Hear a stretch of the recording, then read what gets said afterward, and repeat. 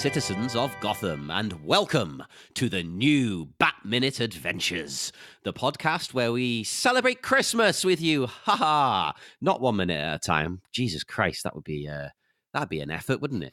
I'm not doing that. I'm not going through Christmas vacation days again. We've been there. We've done that. But anyway, welcome. I am one of your hosts, John Parker. Ooh, I am the other host, Niall McGowan. I'm just sort of curious now because we've launched it's the new title and everything. It's just yes, this is the only episode we have planned for now. Maybe something else might happen eventually, but who knows? If you throw enough Patreon money our way, yep. Who knows? I say that I've set up a Patreon and never advertised it.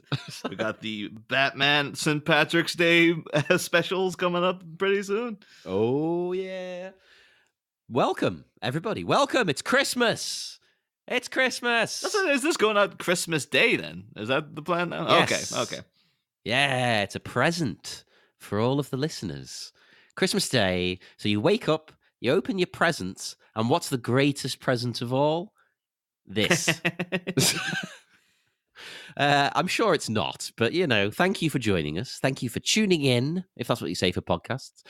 We are going to take a look today at Holiday Nights, the episode of the new Batman Adventures animated series, which is exciting because I haven't seen this. I've only seen the odd episode of any of the animated stuff, so this was intriguing for me to see the style. Oh, this one's, we'll get into it as we go along, but this is the first episode because essentially it was, even though it is still ostensibly Batman the animated series, it's also like a new show entirely.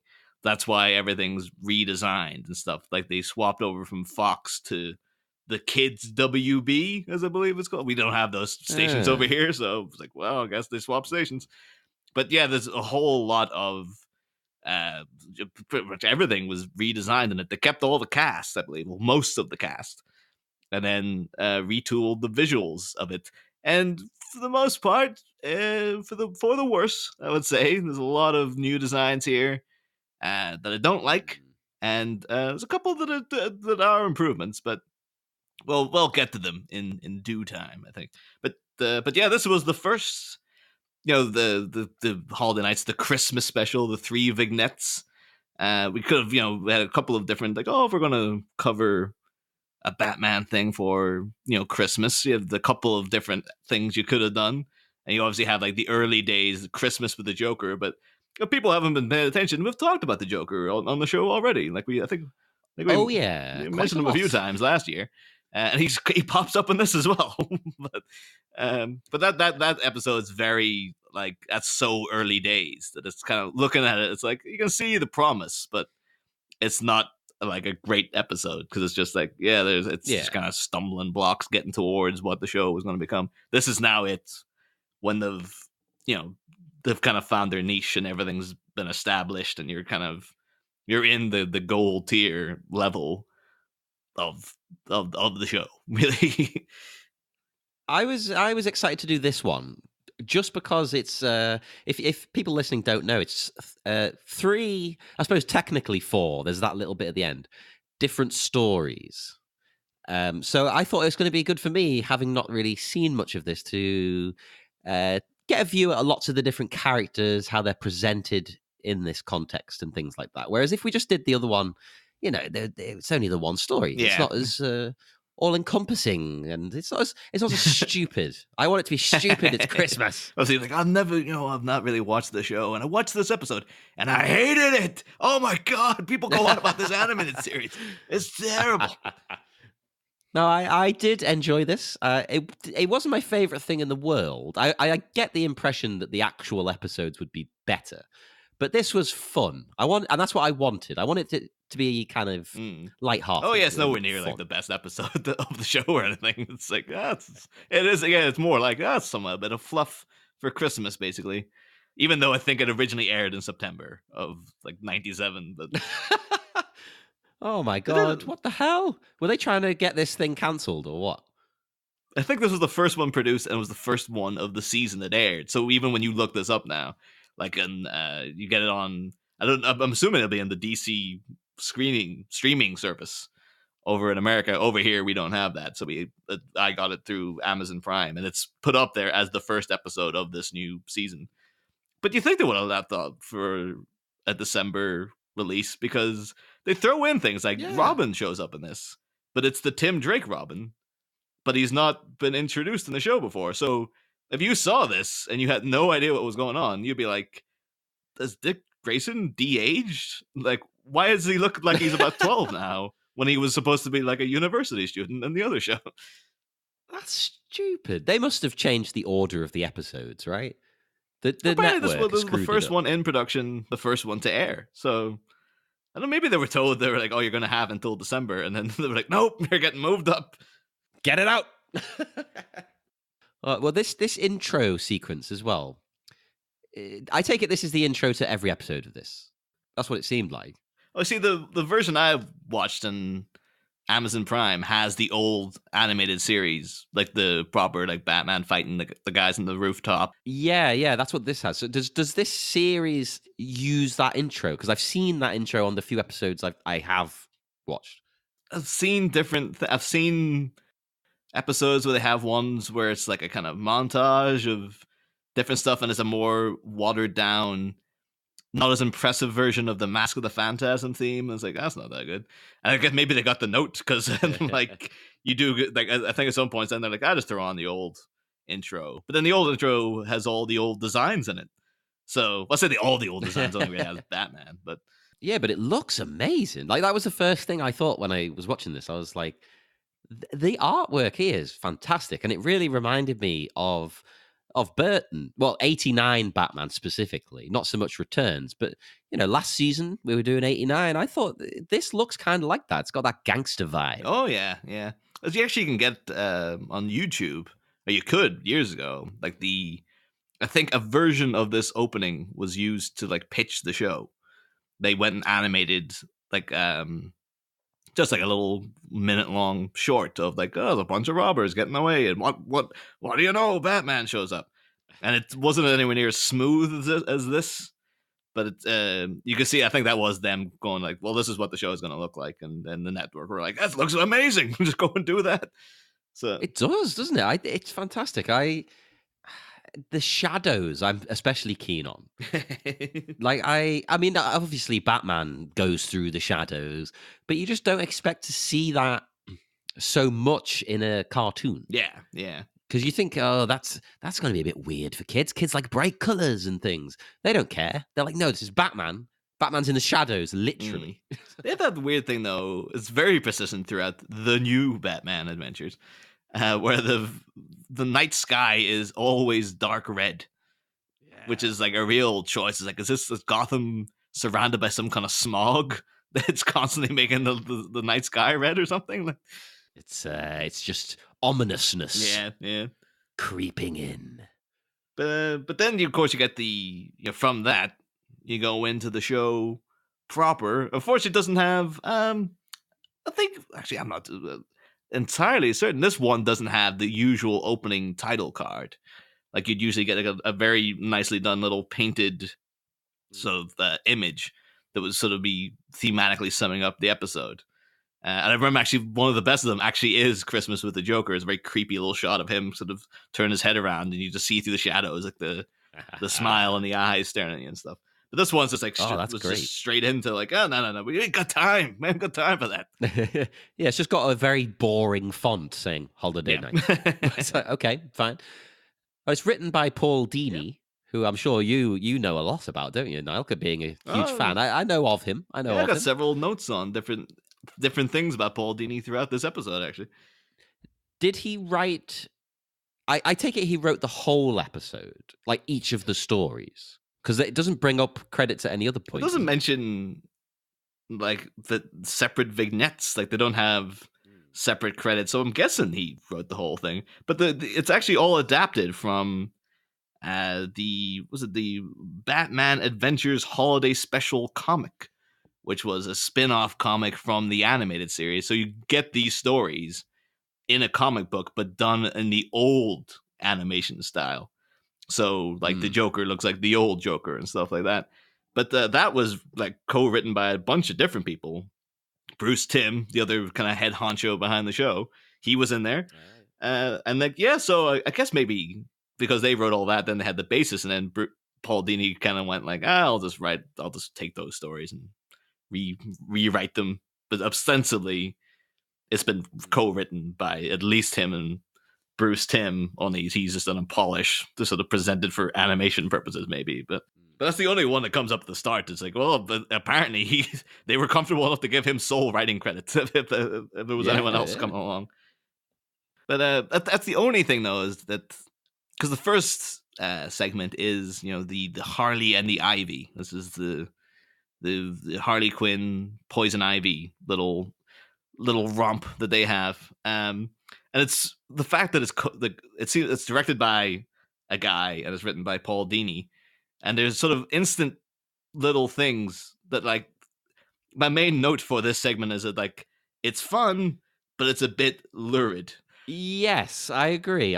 Because, like, you introduced in the Gotham Hotel, which I guess is a better name than the hotel we had from '89. But no, I love that name. Hotel. It's fantastic. Yeah, because it's Harley and Ivy hanging out, and they're kind of just wearing very skimpy little outfits, like girls do when they're hanging out. It's not the first time they've done that. The Harley and Ivy episode they had earlier had them when they were in their downtime, just kind of knocking around in crop tops and stuff too.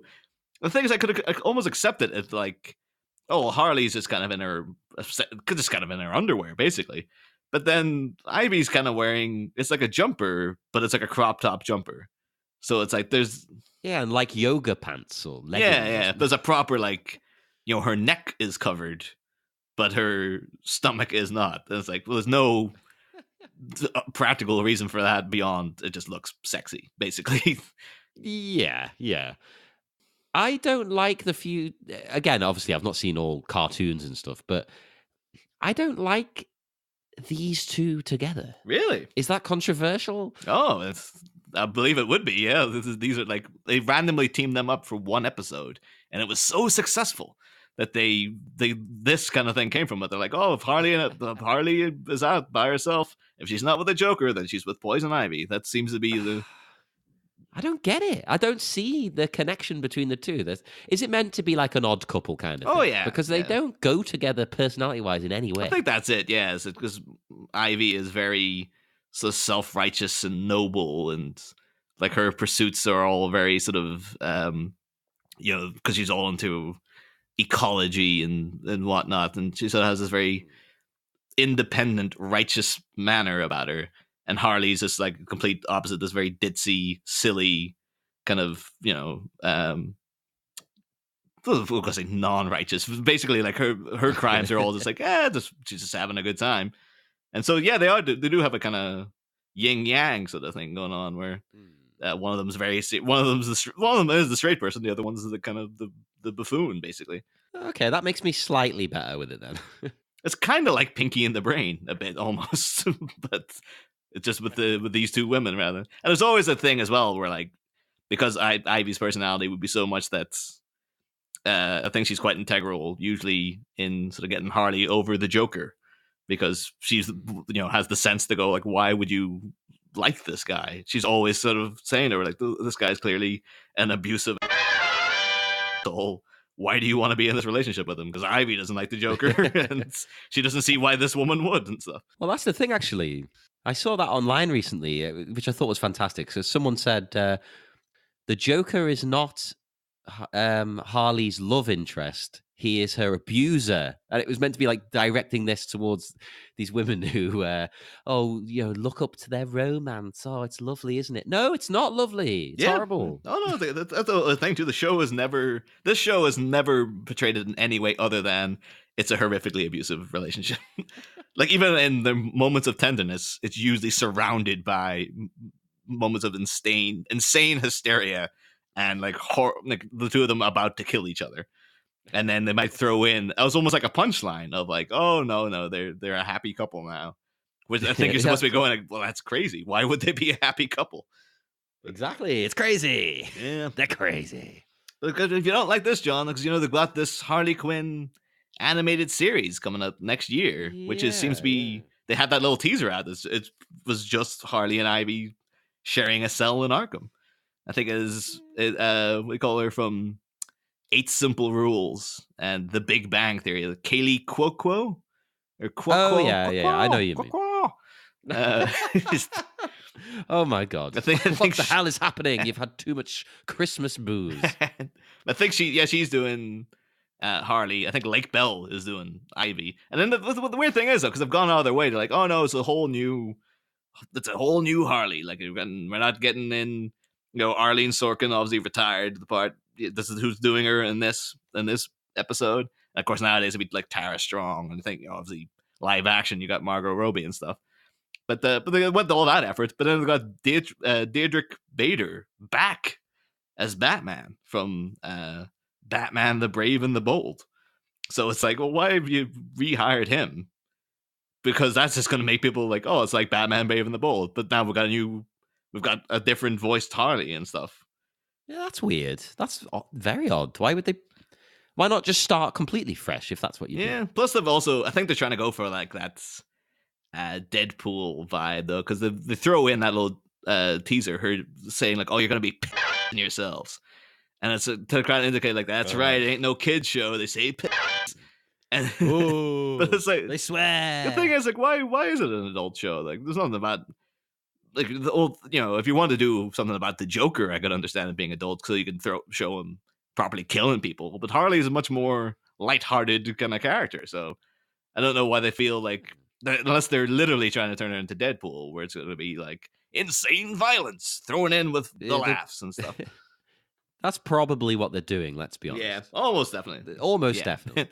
But the thing is, so we have them in these skimpy outfits, and I could almost get past that as been like, well, they're at ease, and in the words of Nigel Tufnell, like, well, what's wrong with being sexy? That's just like they're women owning. They're not 2-dimensional characters throughout the show. They're always portrayed in very interesting lights. So it's not as if this is the only thing about them. But the main problem beyond that for me is then the kind of conceit of the segment is women be shopping. Like that. Yes. It's just also a bit like they're gonna go on a Christmas crime wave. They're gonna go out shopping because that's what 2 women would do when they got together. It's like, that is not what I was expecting the plot of this to be. Let me just say, I thought, oh, they're big villains. They're going to have a villainous plot to take over Christmas in Gotham. Nah, they're just going to go shopping. yeah, that's the whole thing too. But the conceit is that they're going to. They do. They use one of her toxins on Bruce Wayne. The redesigned Bruce Wayne. Like now you got him with this weird blue eyes and the hair is different and he's not wearing the brown suit with the yellow shirt anymore.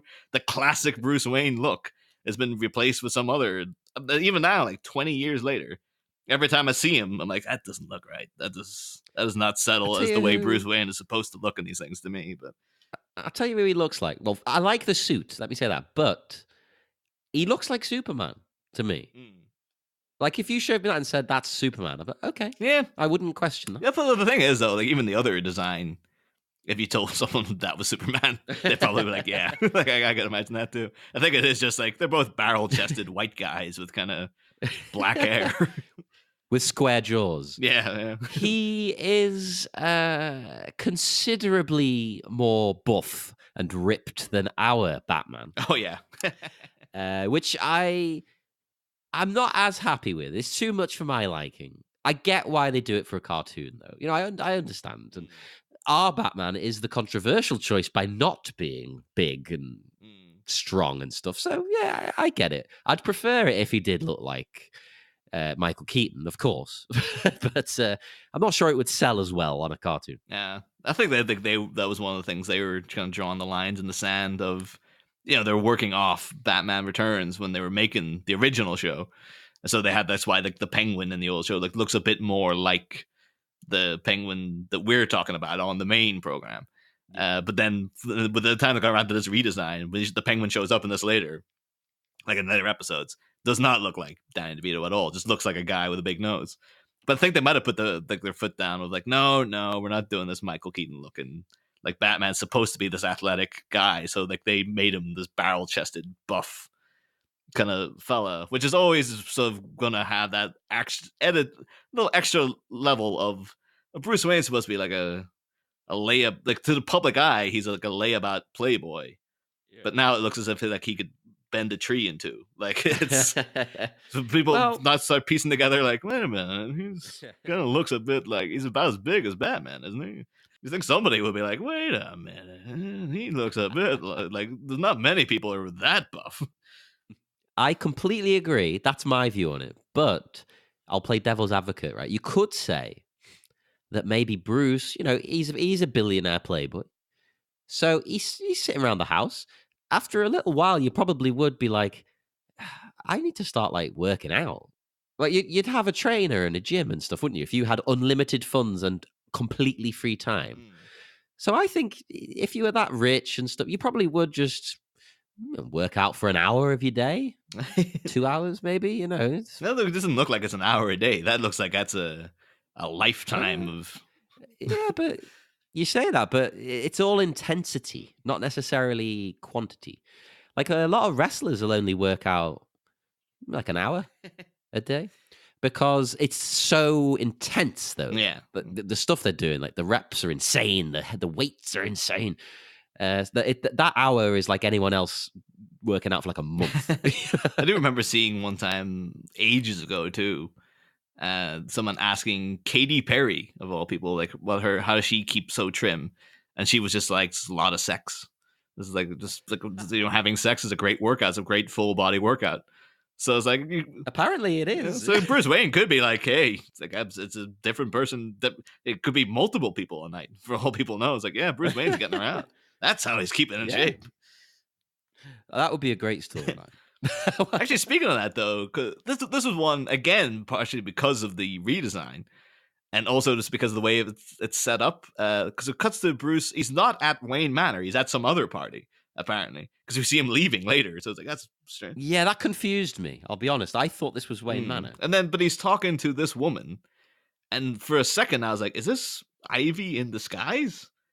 Because it's just like, it looks like, oh, it's like it's a white woman with ginger hair. But then wait, is it not? No, this is the recurring character of Veronica Virland, who I thought it was Ivy. No, this is the character we've actually mentioned on the main show very briefly because she talking about when Max Schreck gets abducted. They're saying, oh, there's an episode where they kind of riff on the way he's lifted. Like the Penguin, it's an episode called Birds of a Feather where the Penguin's trying to get accepted back into high society, and he's doing it like this woman, Veronica Virland, is the one who's sort of helping him get there, but she's only doing it for a laugh, basically. And of course, everything goes wrong.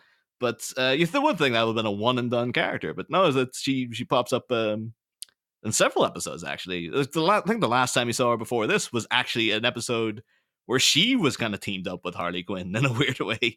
There's an episode where there's Harley's Holiday, where she gets released. Again, the anime series, like, oh, you can probably just get released from Arkham Asylum. They're like, yep, you served your time.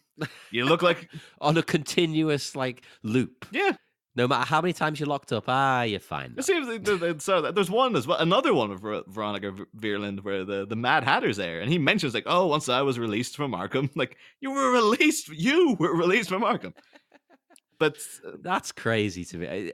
You have to suspend your disbelief somewhere. Yeah, but yeah, there was one where Harley gets out and she is legitimately wanting to go straight, but then she tries to buy a dress and they leave the security tag on by mistake. So the security alarms go off when she's at the door, and then she freaks out thinking that she's been set up, and the security comes towards her and she's like, not today, John Law, and all this kind of thing. Ends up, not today, Satan. And then Bruce Wayne's out on a date with this woman, and Hardy kind of ends up accidentally abducting her. And it's actually it's another real romp episode, because that's all the Harley episodes are always just crazy. And it ends up with like this woman's dad coming after them with a tank and stuff. Like there's a big showdown in the street where there's a gangster Harley run afoul of, voiced by Dick Miller, actually. So I see you, Mr. Futterman. He's in that episode. And and then the dad, and then like Batman's coming after them. It's almost like a mini Blues Brothers, actually. It's actually a really good episode.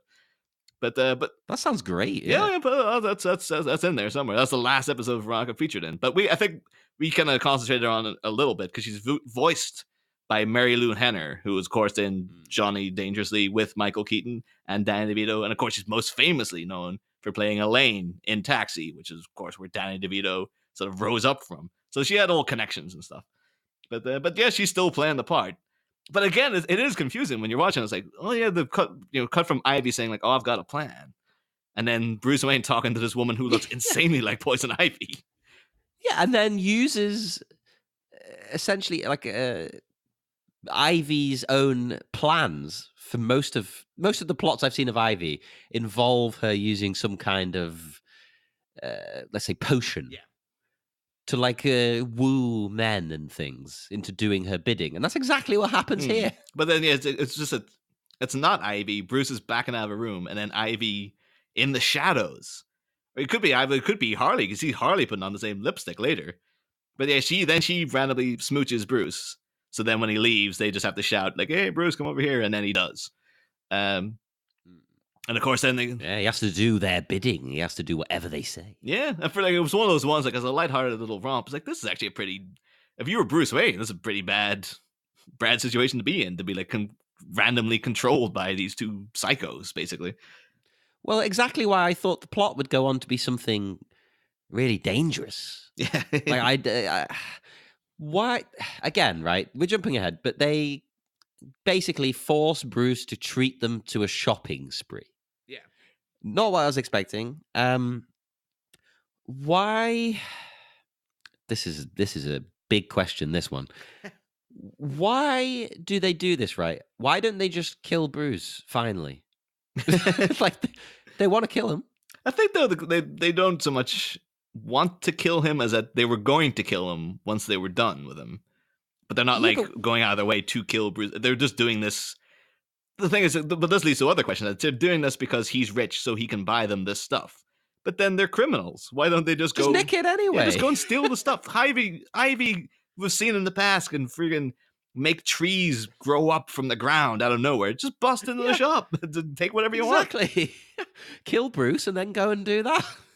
I think they're running through what looks like empty shops. So you're like, is this after hours? But then Bruce is buying things. Like, you see him there signing his name to stuff. And there is a thing in the original comic, I believe, where apparently you do see like the shopkeepers going like, "Mr. Wayne, your guests seem very questionable." And he's like, "You should treat them with respect," and all this sort of, he's so under the spell that he's reciting whatever they've told him to say. But it's there still is a real thing of like, so I guess this is December 22nd. This is set on, and so the nighttime shops of Gotham. Or I guess it could be the middle of the day. You can't tell with Gotham. It always looks like this. But they're like completely empty. Nothing but Bruce Wayne, Harley, and Ivy just running around trying stuff on and stuff. Yeah, maybe though, because he's so rich, he slipped them some money to say, "Stay open a little bit for me. I'm coming down." Yeah, it could have been like maybe he even owns the stores. Yeah. And they got him to ring up and say, like, make sure that the doors are open for us, and there's someone there to. But the thing is, even at that, it would be just make sure the doors are open. Why would he have the cashiers there? Because then they could just come take whatever they want. Would never even have to worry about him having this sign. Yeah, exactly. It doesn't make sense. I don't care though. I still enjoy it, but it doesn't make any sense. Oh no, it's still, and once you get past like the suspension of disbelief for this cartoon, you're gonna have to believe that it might not be 100% believable. You do, of course, then get this very nice little like a classic montage of them trying on different outfits and stuff. I felt like I was watching a teen film. Yeah, and it's kind of done in a way that's almost like the opening titles of like a 1960s TV show. Yes. Where it's like you're almost like watching like the new adventures of Bewitched or something. I love as well Harley. She's obviously getting this perfume here. I was really into the fact that she sprays it on her armpits. Yeah. Not even her actual armpit, the armpit with the costume on. Which again doesn't make any sense, but it's fantastic. I also loved as well the really, really crap synth-tastic version of the 12 Days of Christmas. Yes. It's like it's just synth and saxophone. Oh my God, we need to put that on this episode. We need to find a version of that online. The thing is, that any bad version of the 12 Days of Christmas now makes me automatically think of, We Wish You a Turtle's Christmas. Yes! And they had Splinter singing, what they call the 12 Days of Christmas, the turtle sent to me a pizza with pepperoni. I can't remember anything of that, but I remember it was 5 video games. I would love 5 video games for Christmas. Holy crap. No, that's back in the early 90s, too. Like, I was like, oh, they cost you as well. This is something that annoys me. People always said, like, when I was younger and I worked in a video game store, the Xbox 360 had come out, and people were complaining about the price of the games. They were like, oh, they're £50. I don't know what that is in dollars, guys. Figure it out yourselves. It's probably the same, But people were like, oh, they're £50. That's really expensive, isn't it? And I was thinking, no. Games have always been the same price. They haven't actually fluctuated. There were some Super Nintendo games that were like £60, £70. Yeah. Because they were hard to get hold of. But so stop whinging. And that's the thing. I do know. I think the last video game I bought was like brand new for 50 quid. But it was that Shadow of the Tomb Raider. But it felt bad because like they're offering so much DLC and so many side quests. But I'm so just fixated, like just the story. I just need the story. Yeah. So I played like a week's worth of story, and then I just like, I'm done. And it's like, I'll buy more DLC when it comes out, as long as it's story based and I get to do like stealth killing of people and stuff. But if it's just going like, go and find a pot from this side of the village, nah. No. But I feel like I've not got the 50 quid's worth though out of it, because it's like, I guess like they're like, oh, so 40 hours of playable stuff, where I've probably played about 20 of those. I'm exactly the same. It's largely now down to time. I don't have a lot of free time, so I have to maximize the gaming time I do have. So I don't want to be messing around collecting junk. Like with the Batman games, I'm not doing all the Riddler challenges. No. I think I even tried at one point with like Arkham City, and then just after a while, I guess like, nah, man, that's too much. It's just too much. Like, and then you realize like, you're still nowhere near done. Yeah. When you've been at it for ages. Like, who has the patience for all this? But and then you stop and you go, wait a minute, I'm not having fun. Like, I'm just doing this for the sake of doing it. That's always something a little depressing after like the main story campaign of a game is done, and you're kind of wandering around. You say, like, oh, remember that good bit over there, but this is nothing happening now. It's just like it's like walking around like an empty school or something. You're like, well, remember some interesting stuff used to happen here. But good times. Yeah. Never be the same again. Oh yeah, I was going to say about this as well. Right, their plan here, this shopping spree, to someone like Bruce Wayne, surely this is only like a minor inconvenience financially. Oh yeah, it's not the end of the world, is it? I mean, I think it's only they got a proper big stack of stuff. I can imagine they probably only spend like maybe like $2,000 or something. Like it doesn't, which is a lot for me and you. Yeah. But Bruce Wayne, I think it is. It's more this. It's clearly just like the fact that not brainwash them, but they've got control of them. That's the concern. Yeah. But I don't think afterwards he's gonna be like, oh, I'm gonna have to hope I kept the receipts for all those. I'm pretty sure that would be a great off. scene at the end. He goes around returning all the products. That could have been actually a lighthearted little thing they threw in of him coming in. It's like, well, clearly I wasn't in my right mind. Like, oh, Mr. Wayne, you signed on this, so no, you bought. The thing is, they could have actually had like necklaces and stuff in there that were worth like $10,000, maybe. They were like, you bought this like diamond encrusted tiara, and like that is your signatures. And it's like, yes, but clearly I was like, well, have you got proof that you were under this toxin? Oh God, yeah, this would have been the time you had to sign when you made a card purchase. Oh, no, you do see him signing, though. There's a whole big thing of them just putting down pages after pages, and he's just signing each and every one of them. Oh, I forgot about that. Jesus, that's going back a while. I never understood that, though. 'Cause you see it in Clueless. They're always talking about, like, she's memorized her dad's cards, and then you always see that weird plastic scanner thing. It wasn't a scanner. I've never seen that in the UK. I did see it used one time, because there was some old people in my hometown, they will go and pay for their groceries with like a check. Oh no! And there's times you can get stuck behind them, and it's like, oh crap, like this is gonna be death. But I've seen those same kind of people. You take out the card, you see like the kind of confused cashier, just like, oh, this thing is freaking out the machine. This was still about like 12 years ago. But then, yeah, the whole business of like the wiping it back and forth, and then there's like a little. I'm sure there's people potentially listen to this episode who will be like, I tell you exactly how that works, who probably worked with them way back when. But us as not even young, we're not even young people, but like as 30, 31, 32 years old, we like don't know what that was. Never had access to a credit card that early to understand. Not a clue. What the process was. I got my first card. It was a debit card when I was 15, and they didn't do that. They did the signing thing up until I would say, let me think. I got my chip and pin card about 2010. And what's maybe the 2009? What's the number on that chip and pin card, John? Well, do you want the sort code as well? Yeah, if you could, just give me a minute to get a pen here. Well, it is beep beep beep beep beep beep beep beep beep. Oh. With some careful coding right there.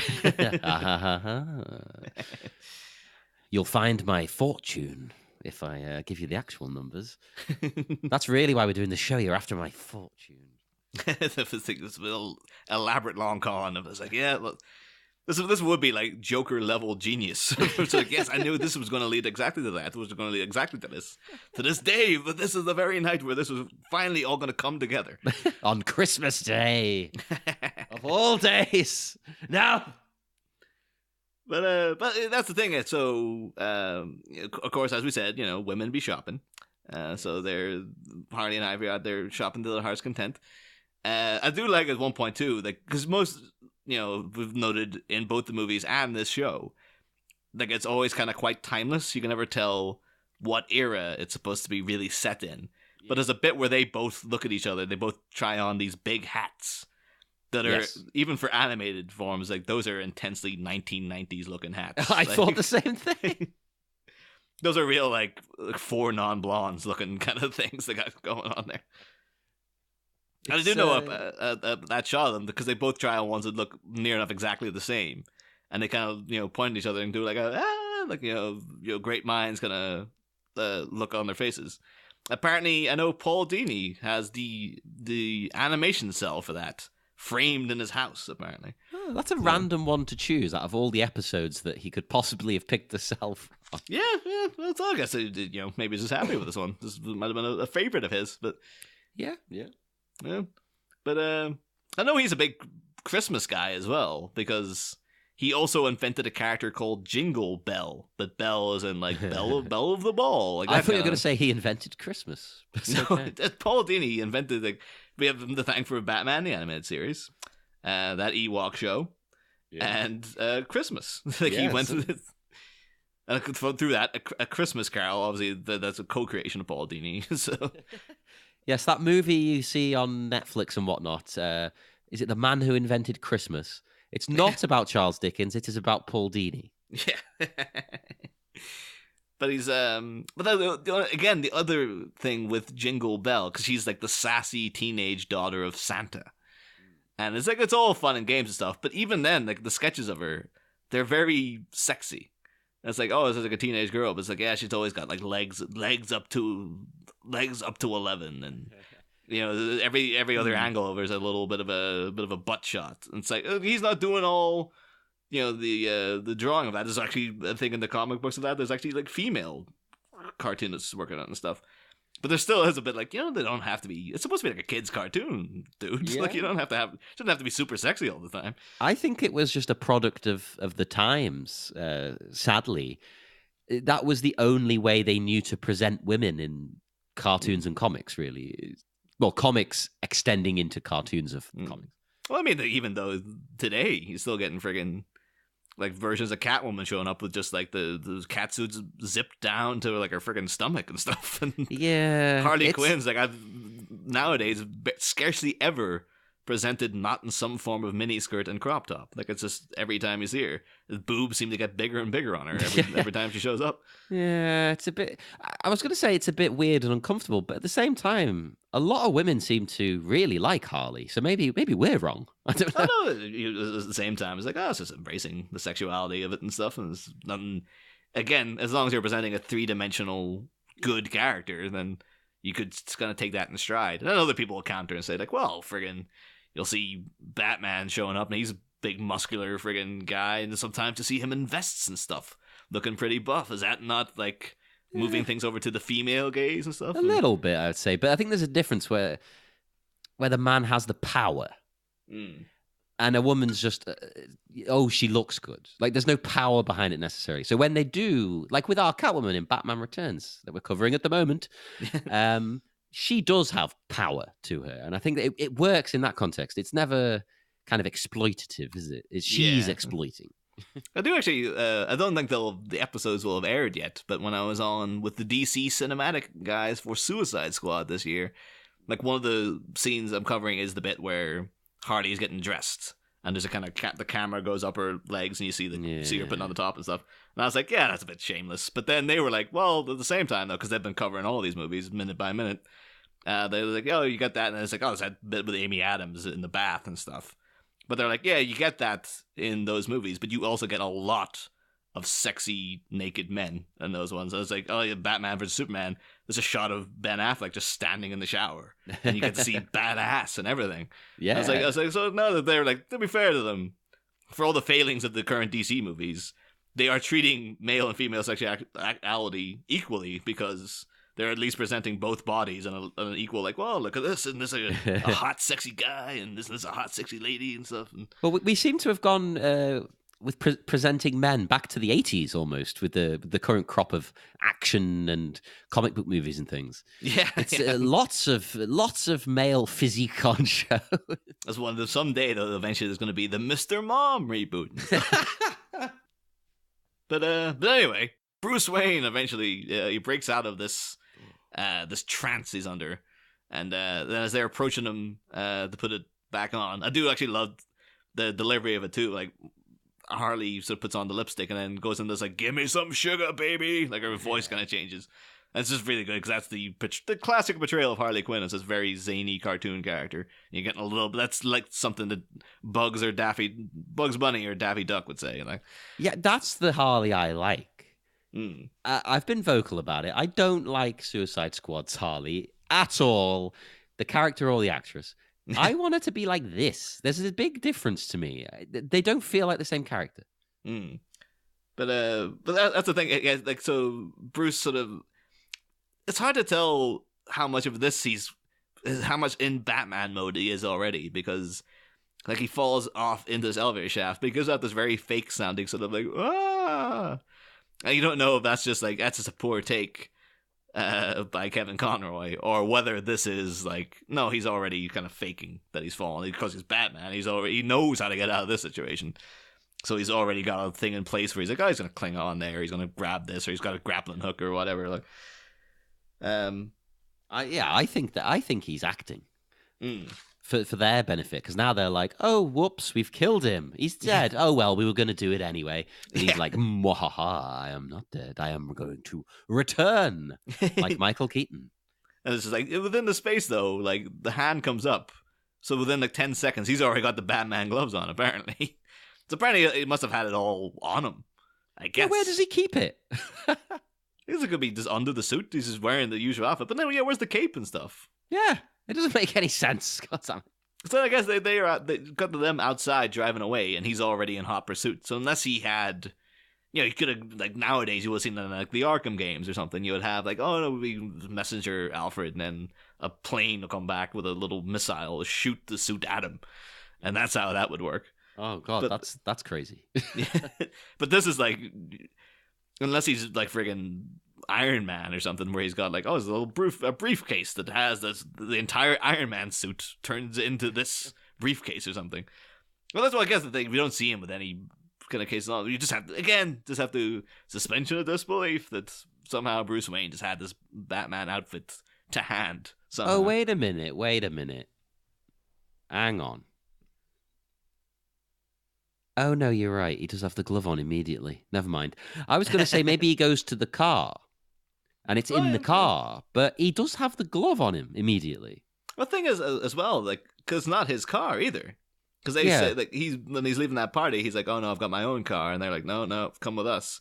And they've got their own chauffeur. Oh, yeah. So it's like, yeah, some random car as well. But you could say maybe like, this is like an hour later, they're still just driving around. like, he's finally gone home. He's put on the suit. He's driven all the way back. Yeah, maybe. That's the only thing I can think. He got an Uber. Or whatever the equivalent was then. A cab. Ugh. But again, of course, you get the cool shots of like them looking at the back and the scene. It's always a cool shot of just like the Batman gliding across the sky, whether you just see the silhouette and stuff. It's always it's just it's one of those things. He's just such an aesthetically pleasing character. Like you put him in any kind of shadow, like he's gonna look good. That's just the way it is. Well, speaking of the shadows as well, just before this, when he's going around the mall looking for them and stuff, did you notice that as soon as he became Batman, there's a slight shift in the way it's. Well, I was going to say lit, but it's not a live action. But you know what I mean. As soon as he becomes Batman, heavy shadows are in play. They weren't there before. Like I love that shift. Like when he becomes Batman, the whole visual. So it doesn't change 100%, but it changes enough so Batman's in action. Well, it happens like every time when people are just sitting around. It's like that shadow got a little darker. Batman must be out. Yeah. But yeah, so we're kind of hurtling towards the climax of this segment. We're still in the first segment. Yeah. It's Christmas. We can take our time and relax and chill. And then so they stop in at the toy shop. I believe it's the same. We get in there. You see like the same toys from the Riddler's Reform. The episode where the Riddler reformed. Oh my God, really? And of course we'll talk about that probably at some point next year because we got the Riddlers coming up in the next movie. But yeah, the go in there to hide out, and of course Batman just tears on in behind them. Again, one of these things where like sometimes as a character he's like he's got little crafty ways of doing things, and sometimes he just barrels in like an idiot and just like. There's no way they're going to have the upper hand in here. Well, that's how I play all the games. I just barrel in like an idiot. So it's, I relate to this. But he's Batman. Why does he chase them up? Is this a giant cake? Oh, this thing. This thing, yeah. He chases them up it. What's his plan? He's just going to go up and beat them? Like, did he not expect a trap? I was thinking because it literally come up as soon as his head is above the ledge, just punch him. I was like, what else were you expecting was going to happen? Why does a grappling hook up to the roof and then swoop down on top of them or something? But and throw a smoke bomb and all kinds of things. Nah, I'm just going to climb it and I've been punched in the face. Yeah. That's one of those things. The thing that does happen in Arkham games as well, though. But you as the player can see it coming, where you're like, oh, you're supposed to go up there. It's like, that looks a bit suspicious. Like, as soon as you get up there, oh, what do you know? You got kicked in the head by some guy. It's a trap. But yeah, so he just falls for this trap. Takes a bit of a beating, and then they're about to make an escape again, and he pulls out. We on the show have joked about, and which I know Bruce Timm and Paul Dini themselves have referenced in the commentaries and stuff. That this is just like the old failsafe, the grappling hook, where it's just like no matter whatever predicament Batman is in, just whips out that grappling hook. It's his sonic screwdriver. Exactly, yeah. So it's like of course he goes and grapples a tree, pulls it, friggin' lands on top of them, and it's a nice little callback to the beginning where like Harley was depressed in the apartment because they didn't have a Christmas tree. And Ivy, a nice bit of characterization. Of course, Poison Ivy doesn't like Christmas trees because she sees this as like the exploitation of imprisoned, tree life and stuff like that. I get that. That's good. And it's just like a cute little ending where it's just like, oh, so Ivy like, oh, you happy you got your Christmas tree, and like, but how heavy is this bloody tree? They can't move it. Why? I can move a tree. What the? Well, it was a pretty big tree. It's pretty big, but there's two of them. Come on. This is one of those things you find out afterwards. Like, oh no, their like spines were snapped by this tree. Next time you see Harley and Ivy, they're just going around in wheelchairs. Like, no, that was the end of them. That was... I would love it if they followed up on that. But yeah, that's the end of that. Those, the Harley and the Ivy, I believe it was called in the comic book. Yes, end of story 1. Yeah. So I guess it's just, as said earlier, it's just fun, but it's a bit lurid. There's a bit of like, you can imagine people, if this were released now, people will be like, I'm not too sure about how skimpy they are. Because I know with that Harley Quinn movie they had out last year, there's a shot of her bending over, and people are like, this the way that her butt was presented is like, you could tell a man made this movie and stuff. And I agree. That it put me off. It was a bit too like ogling. I felt like I was ogling her through the camera. It felt awkward and uncomfortable in the cinema. No, but the thing is, even within like that animated film, though, she, that's when she has Nightwing tied to the bed and stuff, and it's like, it's kind of, she has all the power in that situation. So at the same time, you could throw arguments out either way. I'm sure that's why it was such a contentious issue. Was that like, well, you got this and that, and but yeah. So, but you would looking at this now, and be like, you could either say that maybe they should just maintain the level of skimpiness because it's fun, and it's maybe some women find it empowering, and as long as they're presented as decent, good, well-developed characters, it doesn't matter that they sexualize them a little bit and stuff, and but other people might see it the other way and be like, no, this is horrendous and you shouldn't be doing this at all. I think it doesn't matter so much when you've got other female characters filling other roles. Yeah. If you've only really got one or two and they're like that, that's an issue. But there's a big cast of characters in the world of Batman, and they're not all. I suppose most of the women are kind of sexual. Most Leslie Tompkins, she's not that sexy. She's an old woman. Oh yeah, Wayne Rooney would enjoy that.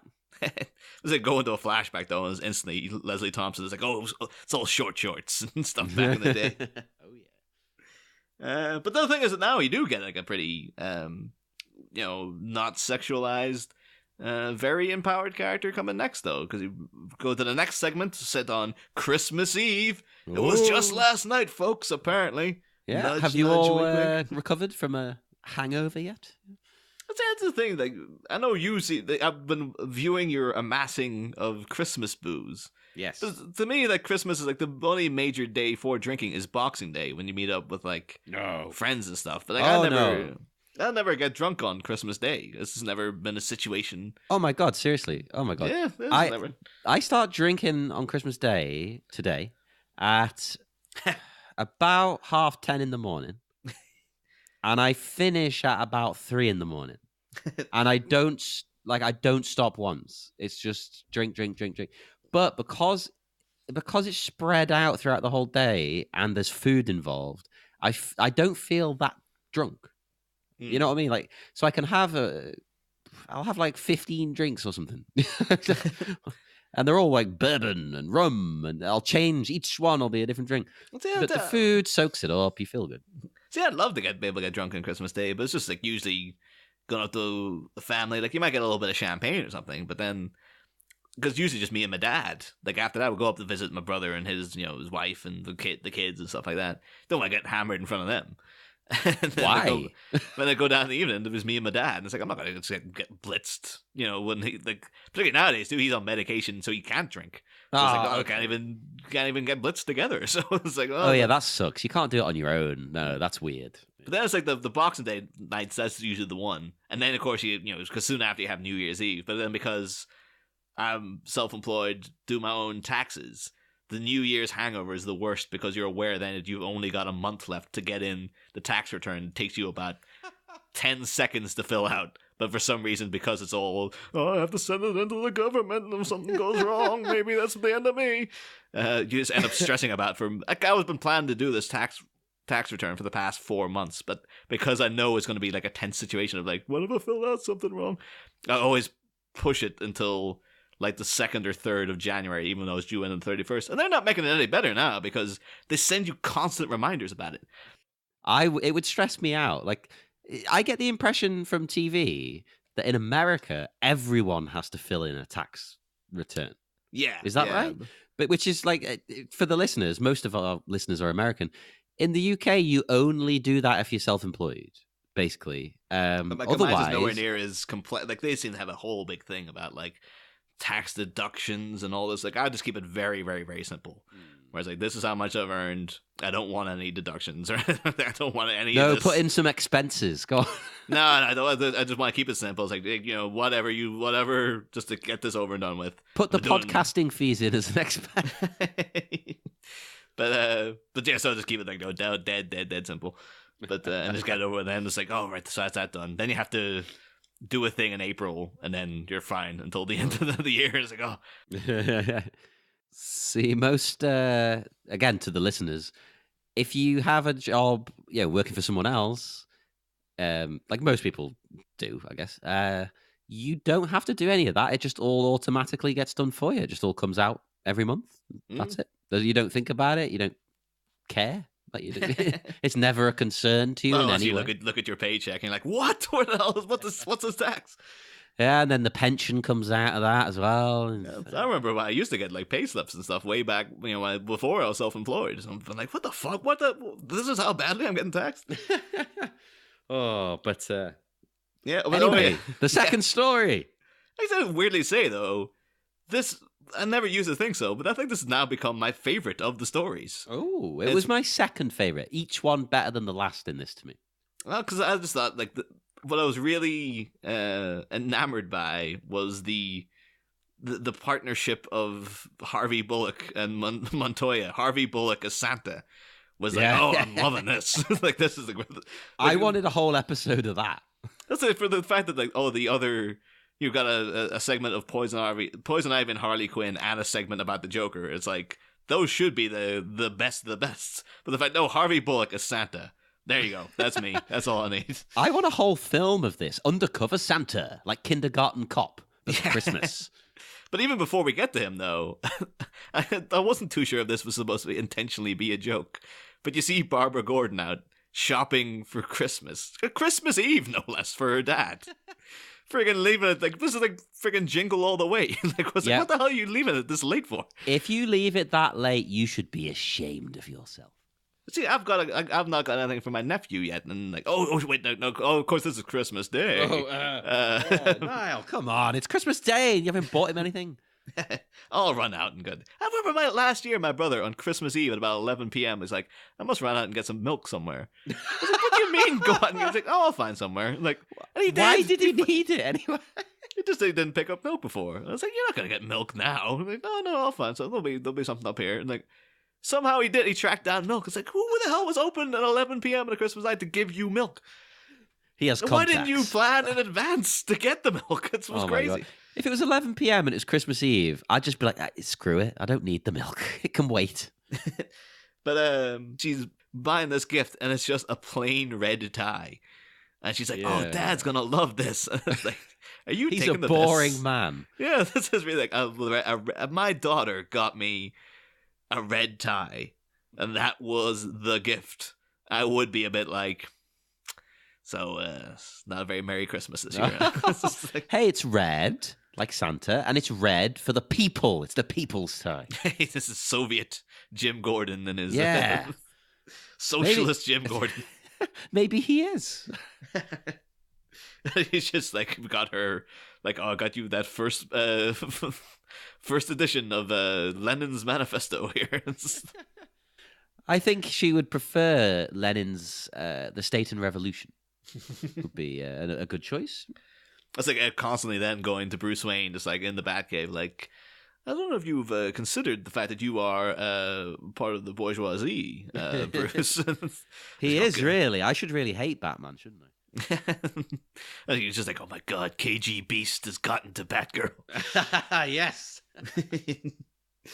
But yeah, so Barbara Gordon's buying this red tie for Commissioner Gordon. Of course, this is the debut of the great Tara Strong as Barbara Gordon, filling in for Melissa Gilbert, who voiced her previously. And it's one of those strange things now because like Tara Strong does so many voices that everyone's like, oh, very acclaimed voice actress. But this is the second one that she's like taken over from someone else, because obviously nowadays she's Harley, and she took that over from Arlene Sorkin. And then they go, she's a good Batgirl as well. But no, she didn't originate it.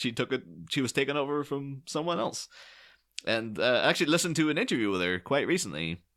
A bit eye-opening in that, one thing she says, like, this is the only time, this character is the only one she ever does when it's just her normal voice. Like, anyone else would always be some form of performance. And she also just let out the little tidbit that because, she's working voice actress and she's got like a couple of 100 credits to her name and stuff, but it's still not like she's a megastar, like a huge multi-millionaire or anything. So she does have a kind of, a very budding job, like, oh, I need the next job kind of attitude. And they mentioned to her like, oh, they got different, people doing their spin on these characters. And she let out a little like, yeah, sometimes they make the mistake and they don't cast me.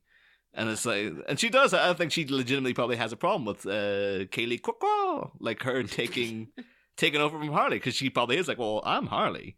Why is she getting this part? Like, I am the voice of Harley, and I'm giving it over to somebody else and stuff. Yeah, if you see Tara Strong as well, she's like, she could play Harley in live action because she's a very athletic looking, white blonde woman. And it's like, I'm sorry though, I can't hear the word athletic without thinking of the way Arnold says it in Total Recall. Athletic. Demure. Sleazy but demure. That makes a lot of sense, Arnie. That was your dating profile for a while, John. Well, As like a lol told me, that's how she met you. It's like, I was looking for a man who was sleazy but demure. Well, she found the right guy. I was like, first cracking out my lol impression online there for the first time. So I never would have usually done that. It wasn't until she was on the Mogwai Minute, and I was like, holy crap, she's really Scouse. And now I never noticed how Scouse she is. Yes, she is. Everyone go and listen to me and Lol, my partner, and Bat Minute PA. We are on the Mogwai Minute. So go and check that out. We're near the start of season 2. The thing too, you keep seeing her written down as the PA. I keep seeing the substantial check go out from the Bat Minute, like all our funds and stuff. But like, I've yet to see any level of assistance from like. I know, is she your personal PA? Is that what's happening? Yeah, she just brought me a beer while I'm in the middle of talking because I sent her a text saying, "Can you bring up a beer?" I'm gonna have to make sure that we're gonna have to get a proper Patreon set up here, so when I need a beer, she can hop on the bus, come over, and get me one as well. I was gonna say she could use my bus pass, but she can't because it's got my picture on. So she'd have to at least shave her head to get away with it. But anywho, oh no, that's the thing. Also, Law and me this week on Christmas Day, we're both on the Mean Girls Minute today as well. So if people want to hear that. The wacky mismatched duo of me and Lol. It's a Bat Minute Christmas. We're taking over. I was say mismatched duos. Like I actually knew Lol years before I knew you, so it's kind of it's like old school duo, really, more than anything. But back to basics. It's back to the old 2008 game or whatever it was. But anywho, of course, yeah. Then we get a little shot of Harvey Bullock and Renee Montoya, again in a very skimpy, kind of Christmas outfit, very short skirt. I'm pretty sure former guest of the show and Christmas elf Polly Preston. I don't think she'd wear that. They wouldn't ask her to wear that as an elf. It would seem a bit inappropriate. Elves usually they might be wearing that, but they'd have some tights under it, like coloured tights. I've seen pictures of her in the elf outfit, and it seems to be it's the candy cane tights are there. Yeah. And usually big curly shoes and stuff. But it seems like as if it would be like a skirt down to like the knees at least. But this is like no. This is like this Gotham is just like no. We don't have enough material to make these skirts. We just have to have every skirt only goes to as far as like the thigh gap. There you go. This is to keep the dads happy while the kids are busy with Santa. Renee Montoya, actually a character as yet, does not feature in any of the movies we're going to be covering. As people, complain about the lack of ethnic diversity in the Tim Burton movies. Joel Schumacher didn't bring any of it in either, to be fair. So, like, no sign of Montoya there. Or the thing is, in the Dark Knight trilogy, you do get, much like in Batman 89, where Eckhart was pretty much Harvey Bullock, but they called him Eckhart. Yeah. And in the Dark Knight, you have Ramirez, who is a Latino female detective who works on a special squad with Gordon. So that is essentially Renee Montoya, but they called her, Ramirez for some reason. It's just, I don't know why they did that, but they're like, yeah, that's just weird. It's like that character, but it's not. It's just weird. What are you doing? Come on, people. Come on. Get her in the next one. But she is coming up now. She's in Birds of Prey, weirdly getting played by Rosie Perez, which is the most irritating voice in all of Hollywood. Rosie Perez is going to come in and drill into your eardrums once more as Renee Montoya. And, that's interesting. Yeah, I wonder how that's going to go down. Yeah, but could we know a Latino actress who could do it? We had Stephanie Palladino could have played Montoya as a younger woman. She would have been great at it. But Rosie Perez is like near 50 odd now, so I'm assuming they're going for a much older character. But I want to hear Stephanie though playing like a grizzled cop. I think she's got the voice to play that. You want her to play new reboot. Stephanie Palladino is Lieutenant Eckhart. Yes, you could gender flip Eckhart anyway. It's just like her coming in, just like drinking Drano. Yes, Stephanie, please do it, please. Shoot the kill. No, that's because looking at Bullock now, though, I was thinking like, last we saw of Bullock was, last we saw of Eckhart was Jack Napier saying, hey Eckhart, think about the future. This is the future potentially that Eckhart could have had if he just become the full tilt Harvey Bullock. Like, imagine that he actually had, as Jack Napier said that, he had a flash to like what would happen in my future, and he just imagined himself having to do this stakeout. Yes. And he's like, I'm not even going to try to get out of the way of this bullet now. Like, I'm not going to sit and talk to these kids. And he's just like internally sending the message to Jack, like, shoot to kill. No money. Don't miss. I say it's been so long since I had to do the Eckhart voice. It's like, I don't know if I still got it. It'll get even more grizzled than that. Like, you ain't got no future, Jack. You're an E1 nut boy. Oh, So I think that's like they have to try to beat when Scott Corelli's on this season. How many times we can say A1 nut boy? Because I think we set a record last year. Like every couple of seconds, we kept saying A1 nut boy when he was on. So we have to try to beat that this year. Holy crap! That's going to be quite a feat. Particularly, there's no featuring of A1 nut boys in the minutes he's down for. It's not in the film. Oh, we can find a way. Oh God! So think of this at this mashed ball. They seem to be serving a lot of nuts, right, Scott? You could say that this guy eating the nuts, he's a nut boy. But is he like the top tier one? Would you say he's like an A1 nut boy? Or? Oh, of course. In this episode, there's some kids at the mall. I assume it's the mall, stealing. They're thieving, little rapscallions. But it turns out they are not what they appear to be. Yeah. A shocking twist. Barbara tries to grab one of their hands, and the hand comes off, dissolves into a the moldy old clay. I'll admit, though, when that first happened, she grabbed the kid, and it kind of disintegrated. I instantly was like, oh my God, Clayface is going to be in this. I was not wrong, folks. Yeah, he does. He shows up. The thing again, though, I guess you could kind of like, so he's broken up into a series of small children. Yeah, that was my question, right? Is this something Clayface has done before? Because I didn't think he could like separate into multiple beings. Well, that's the thing. Like, this is kind of like almost like a 20-year in advance precursor to that Cult of Chucky sequel they made. Yeah. Because in that one they have like, Chucky can now inhabit.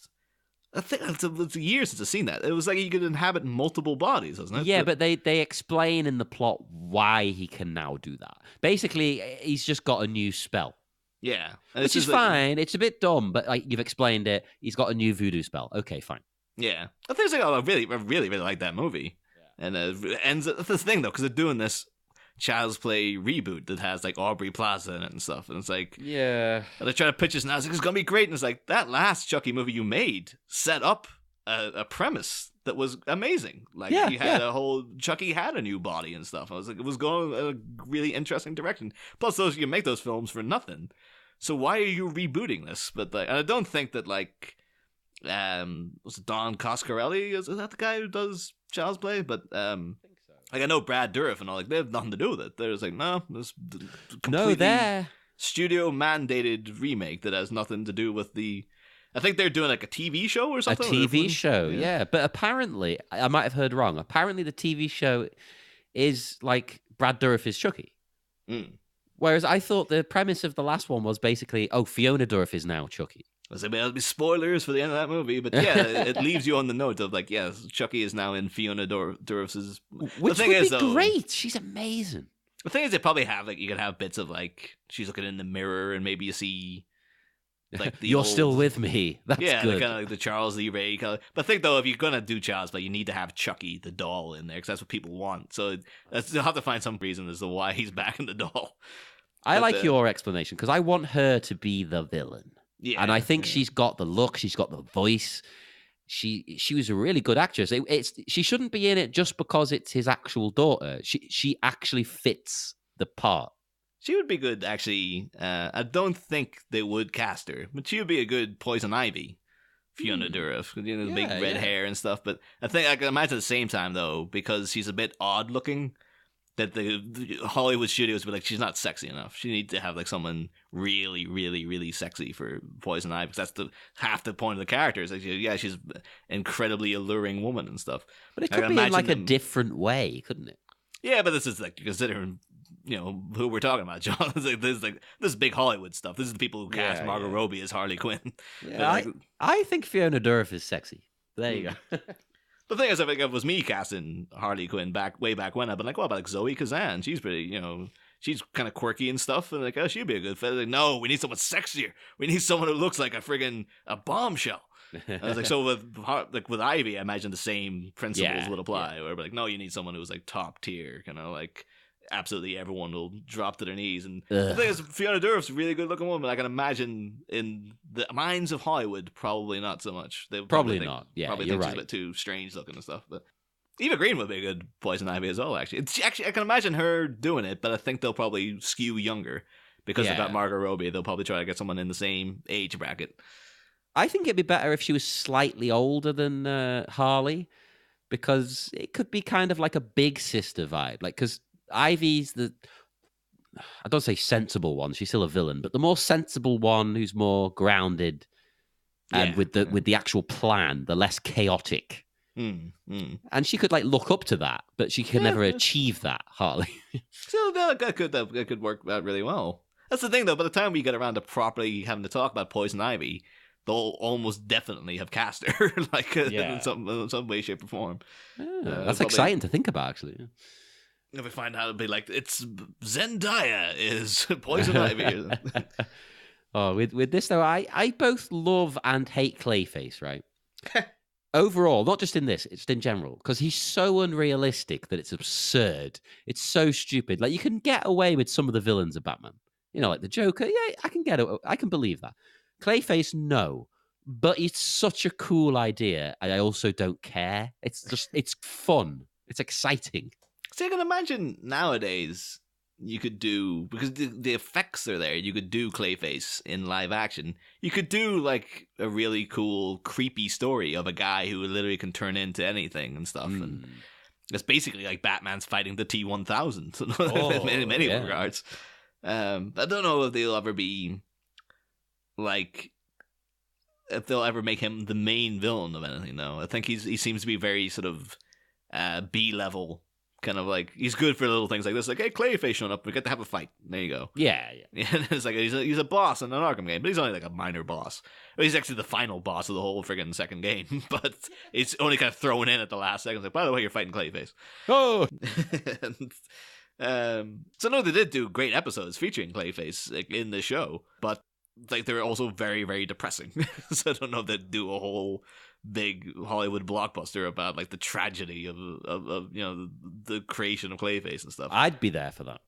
Like, actually, very, very graphic. I remember him too when I actually see him getting fed the poison and stuff in the cartoon. I remember it messing me up as a kid. Rewatched those episodes not too long back. I was like, oh no, that's really intense. Still getting to you. There's an episode too where I remember freaked about him as a kid, and still now I was like, yeah, that's still rough going. Like when he's fighting Batman, he just kind of like rams Batman into his chest, like envelops him in his chest, so Batman's trapped inside, suffocating. And you see like his head trying to get out, and Clayface constantly just pushing him back in and stuff. I remember when you were a kid, you were like, ah, ah, ah! And then eventually, shockingly enough, Batman just grapple hooks his way out.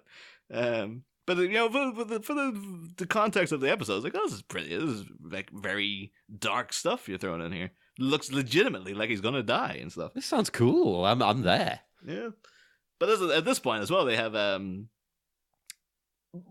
animated series did this quite a bit actually, because they've got Ron Perlman here. This is who's voicing Clayface, and it's like impeccable casting. And it's yes. If you're you could do Ron Perlman could have done Clayface live action. I would have loved that. He would be perfect. Yeah. Even now.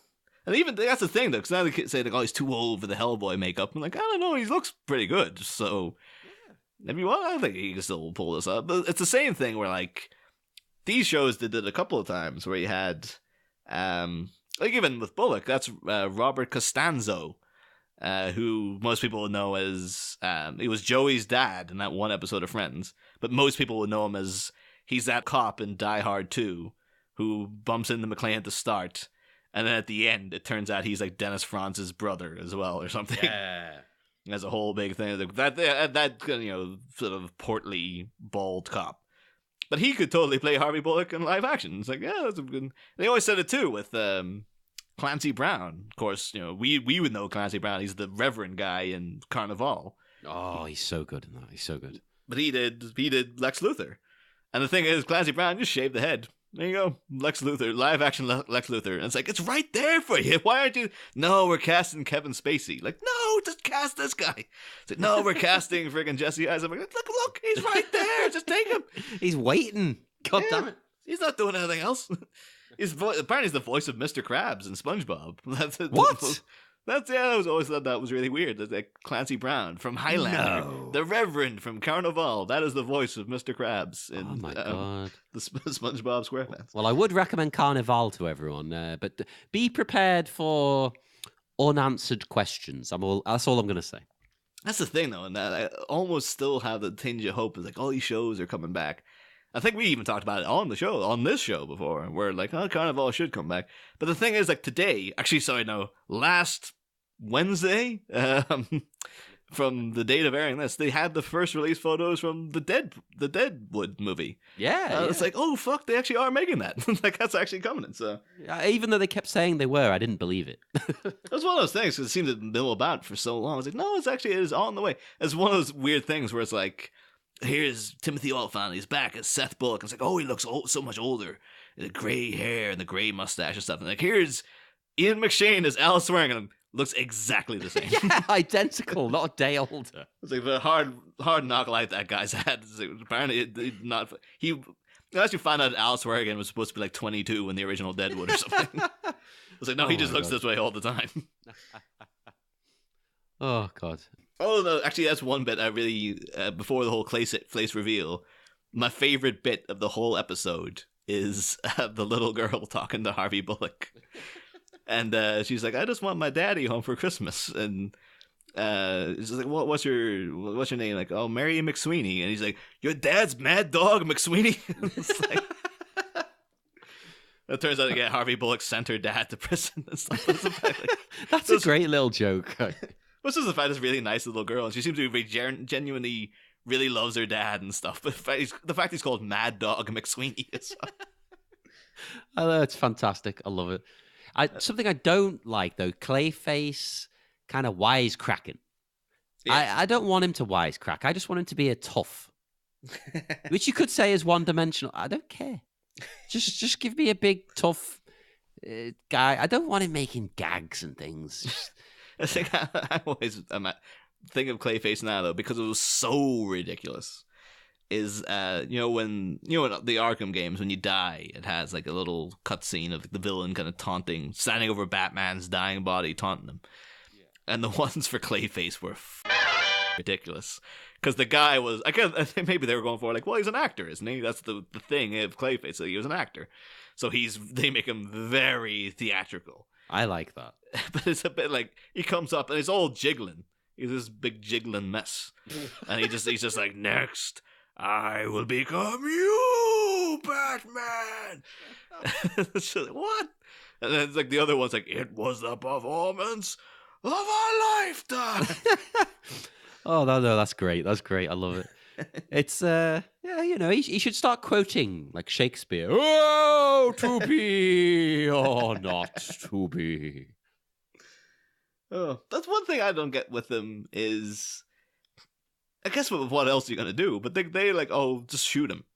That's like, it's Clayface. Surely you must know by now. You shoot him, it's not gonna happen. It makes sense, like the introduction of the character. They shoot him. Oh my god, it doesn't work. But like, how many times has he popped up by this point? Like 100? Yeah, and plus, I think that at one point they're like, "Oh, aim for the head," which I guess they're like, "Oh, I guess you're shooting you'll be shooting the brain." But then it's because it's Clayface. It's like, I don't know if he has a brain per se. Is it a brain or is it a clay brain? That's the thing with the recent White Knight comic line. They had a thing where, what was it exactly they did? They had Joker and Harley, well, the Jack Napier and Harleen Quinzel, the sane version of them. They're doing criminal things, but for, good purposes and stuff. But they had a thing where, what did I think they did? They had Clayface's brain, and they put a Mad Hatter mind control thing into the brain. And then they took bits of the clay, and then they put that into all the other criminals. So they could control Clayface's brain, and then through the clay bin in other people, they could control, like, Bane. Oh my god, that doesn't make sense. That's like bloody monkey shines, the way the man and the monkey are meant to be connected, but it doesn't explain that. I think that was it was only out earlier this year, but I think that was the way they controlled them. And I remember that it was one of those things, though, because they showed you the shot of Clayface's brain, and it was it was a proper brain with like the eye stems still hanging out, looking all googly and stuff. But even then, you actually think of it, like, you see him now, it's like, no, I don't think he'd have a brain in place. Like, and particularly too, considering that we had earlier in the episode, he split up into different kids. So it's like, is it a different mind, or is it like a Borg situation, or is there like a control kid who's got the brain? But then you see them come back into each other to make the main Clayface. So unless there's a section of him that's outside of this that we're not seeing, that's still controlling them psychically or something. Oh my god, this is getting complex. Why does this short 20-something minute episode not explain this? But yeah, that's the thing. Like, much like Die Hard with a Vengeance, the bad girl encourages them to shoot the Santa that's above, got all the wires connected, and then shooting that, the wires collapse, and much like the wires going into Simon's helicopter, the wires come down into Clayface, which is a bizarre situation because he's on ice. It looks like his feet are in water. And one of the times you've seen Clayface defeated in the show was when he was in water, because it just dissolved because he's made of clay. Where he seems to be fine here, for whatever reason. Yeah, that's a bit odd, actually. Hang on. What? Oh, it did get a genuine laugh out of me, though, when she says, Batgirl, don't waste your ammo on him. Shoot the Santa. And then the reply is, you wouldn't. I had to pause it. I was laughing. It's like, oh, Bullock. You wouldn't have got a laugh like that out of Lieutenant Eckhart. Oh, no. He just would have turned around with that expression he had when when he was signposted that he was going to get shot by Jack Napier. They just turned around with her like, yeah, it was telegraphed about 10 years before it happened. It's like, there's that guy who really hates me up on the catwalk. I've seen that he's got a gun in his hand. But like, hey, Eckhart. This island, oh my god, going back to minute 30 of the first Batman. Oh, let's start. Minute 30 of Bat Minute 89. No, so they electrocute Clayface, electrocute the crap out of him. Holy god, that looks brutal. And he's taken care of. Is he dead? What's this meant to have happened? That's one of the things with the cartoon, though, is like the amount of times it would be implied that the villain was dead, or that was the last you ever saw of him, and then to be back without explanation the next time. It was usually the Joker. The Joker usually was always implied that he was dead, and then no, he just shows up again, and that was. There's one too where like they completely just flat out tell you that the Riddler's been left brain dead. And then the next time you see him, it's like, no, it's fine. It's like, oh my God, that's dark. Maybe they thought, no, that's too much. That was another one that really messed me up when I was a kid. I remember watching that. I watched that in my neighbor's house, and I remember being like, really, what the fuck? Again, we'll probably talk about it in more detail. Sorry, I had to sing. But probably we'll talk about that episode more when we're covering the Riddler. But yeah, there's one where he's like, he almost goes into a kind of Lawnmower Man-esque cyberspace game. And I think that they're told, like, one of the things that you can't, like, you try to eject yourself too quickly from the machine, otherwise your mind will be completely lost. And then when they find the Riddler, he's just kind of sitting there, just, like, drooling, staring into space. And I was like, yep, he didn't get out of the machine. And it's like, oh, so that's the Riddler gone then. But then he shows up again. It's like, no, he's fine. It's like, much like Halloween. Yeah, yeah. Or Friday the 13th. Oh, yeah, it was like the Friday the 13th. I think the thing is, I talk about Friday the 13th so often. But, yeah, it was the end of Jason Takes Manhattan. He gets melted down into a small child, which is fucking crazy. Like, I don't know what the hell happened there. But yeah, they melt him in toxic waste. And then it's the young boy Jason is left in the sewer. And then the next time you see him, like, nah, he's just back to normal. Nice work, continuity, guys. Yeah. Good one. I've seen videos of people talking about the Freddy versus Jason ruins the continuity of the Friday the 13th series. It's like, there was continuity to the Friday the 13th series? God damn it. Oh, but then, right, story 2 is over. Yes. And we move now to the third story. My favorite. And ladies and gentlemen, we have a character we are very familiar with on this show. Oh, yeah. It's the Joker. Yeah. Been a while since we had to talk about the Joker. And he's basically, how do I put it? He's basically announcing on TV that he's taking over, essentially, the Super Bowl. Yes. What's the thing? Because he refers to it as the toilet bowl. The toilet bowl, I love that. The toilet bowl, I adore it. But then I was like, oh, is the Super Bowl? I thought the Super Bowl was in like February. But I think that was my question. The Super Bowl's not at Christmas. Yeah. Or New Year. I think he just wanted to make the joke. So he's like, no, I'm just calling it that. The thing is, though, because this is the first time we get to talk proper about the Mark Hamill Joker. This is the best actor at the Joker. The guy really never has done a bad Joker performance. Yeah, good old Wormy himself. Yeah, played him for 25 odd years now. He still, always knocks it out of the park every time. One thing, though, this is, and even at the time, back in like 97 or whatever, when I first saw this new version of the animated series, this was the beginning of what have they done to him? Like, this is the part of the redesign where you're like, why does he look like that? That looks terrible. Like, he's not like a fan then, no? No. Because some of them they did good redesigns on. Like, the new version of the Scarecrow was amazing looking. And then some of the major hitters as well just looked terrible. The Catwoman they did, awful. And I kind of think they were trying to make her look more like the Michelle Pfeiffer one, but they made it look like a child drew it. Like, it was a really, really poorly designed Catwoman. The Riddler looks terrible in the new version. He's just kind of, you need to see him. Like, he's just awful. And I just don't get this at all. It's like, I don't think that they were even happy with it, because he shows up like this, and then they also did this one season where it was like, yep, this is this new design. They kind of maintained it throughout, the animated films have done, like, Return of the Joker, and you would have him show up in Justice League and stuff like that. But the Batman designs and the designs of Robin would always look pretty consistent. Yeah. But they completely retooled the Joker the next time we saw him, as if they knew, like, yeah, this is a terrible mistake. Like, we have to, because the thing is, he's just white skin. He's not got the red lips. Yeah. That confused me. I thought maybe he'd put makeup on to be this referee that he was dressed as or something. Yeah, but it's just doesn't have the lips. And then he's got these eyes as like, so his eyeballs are black. Oh, I like that though. I like that. I don't know. It was just so it's like this is like a thing they tried to make, like, yeah, this is what the chemicals did to him. they bleached his skin white. Like maybe they're trying to like, because we've done this redesign of Harley, or not Harley, of Ivy, where her skin is white, and they did the new version of Catwoman had very white skin. So they're like, yeah, it wouldn't make him freaky enough anymore. So maybe they have to do something that makes him look really weird. So they're like, oh, he's got black eyeballs with white pupils. Super freak. But it just didn't catch on with anybody because they never tried to do this again with the character. Every other version of the Joker's like, no.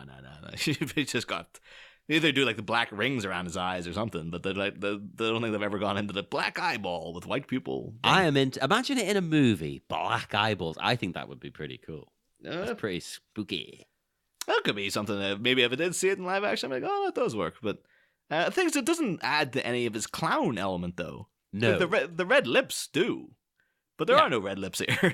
Now he just looks like extra white guy with black eyeballs. Yeah, he doesn't look like a clown. No. The slightest, like facially. Yeah. And it also has a very odd, I thought this was an odd choice of his. Like, he dresses up as a referee to announce this little thing.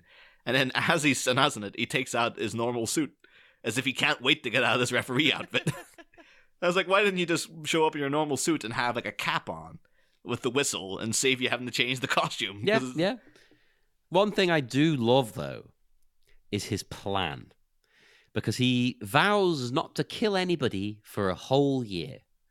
So, because it's New Year's Eve, before the day is over, he's going to go on a killing spree. Yeah. Now, that could make a good film. That's a cool plot. That actually would be like a good... again, we mentioned it already, but like Die Hard with a Vengeance. If you had like the Joker you're against the clock with the Joker.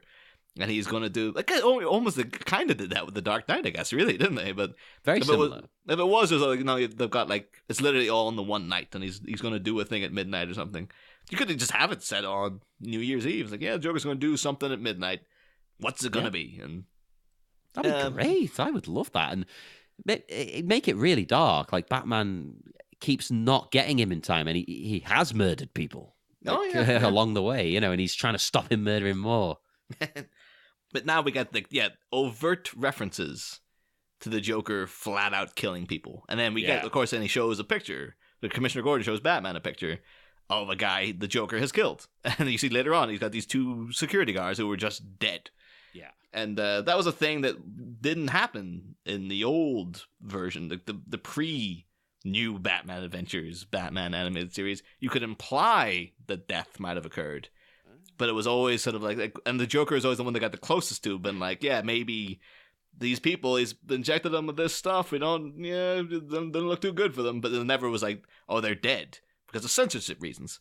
And of course, Mask of the Phantasm kind of came and went because that was a film, different rules. So they flat out show you the Joker just killing people in that. And in very unpleasant ways. So they're literally showing people that you would laugh yourself to death and how horrible that would be. And but in this, though, because this was moving from Fox to WB Kids, the censorship rules were different. So they were allowed to be like, yep, Joker can just talk about... They can have Batman literally say the word murder. Yeah. That he is going to murder people. That baffled me. And also, I mean, I'm jumping ahead slightly, but later on, they're firing pistols. Oh, yeah. And that actually, I was surprised because they looked like proper dangerous guns, which you don't always see in kids' stuff. But they were firing them at, trying to just kill Batman. Yeah, totally. The Joker flat out shoots Batman in the arm at one point as well. It was a thing I think you see, like, again, Mask of the Phantasm. Like, oh, you see the two of them. You see blood getting drawn and stuff like that.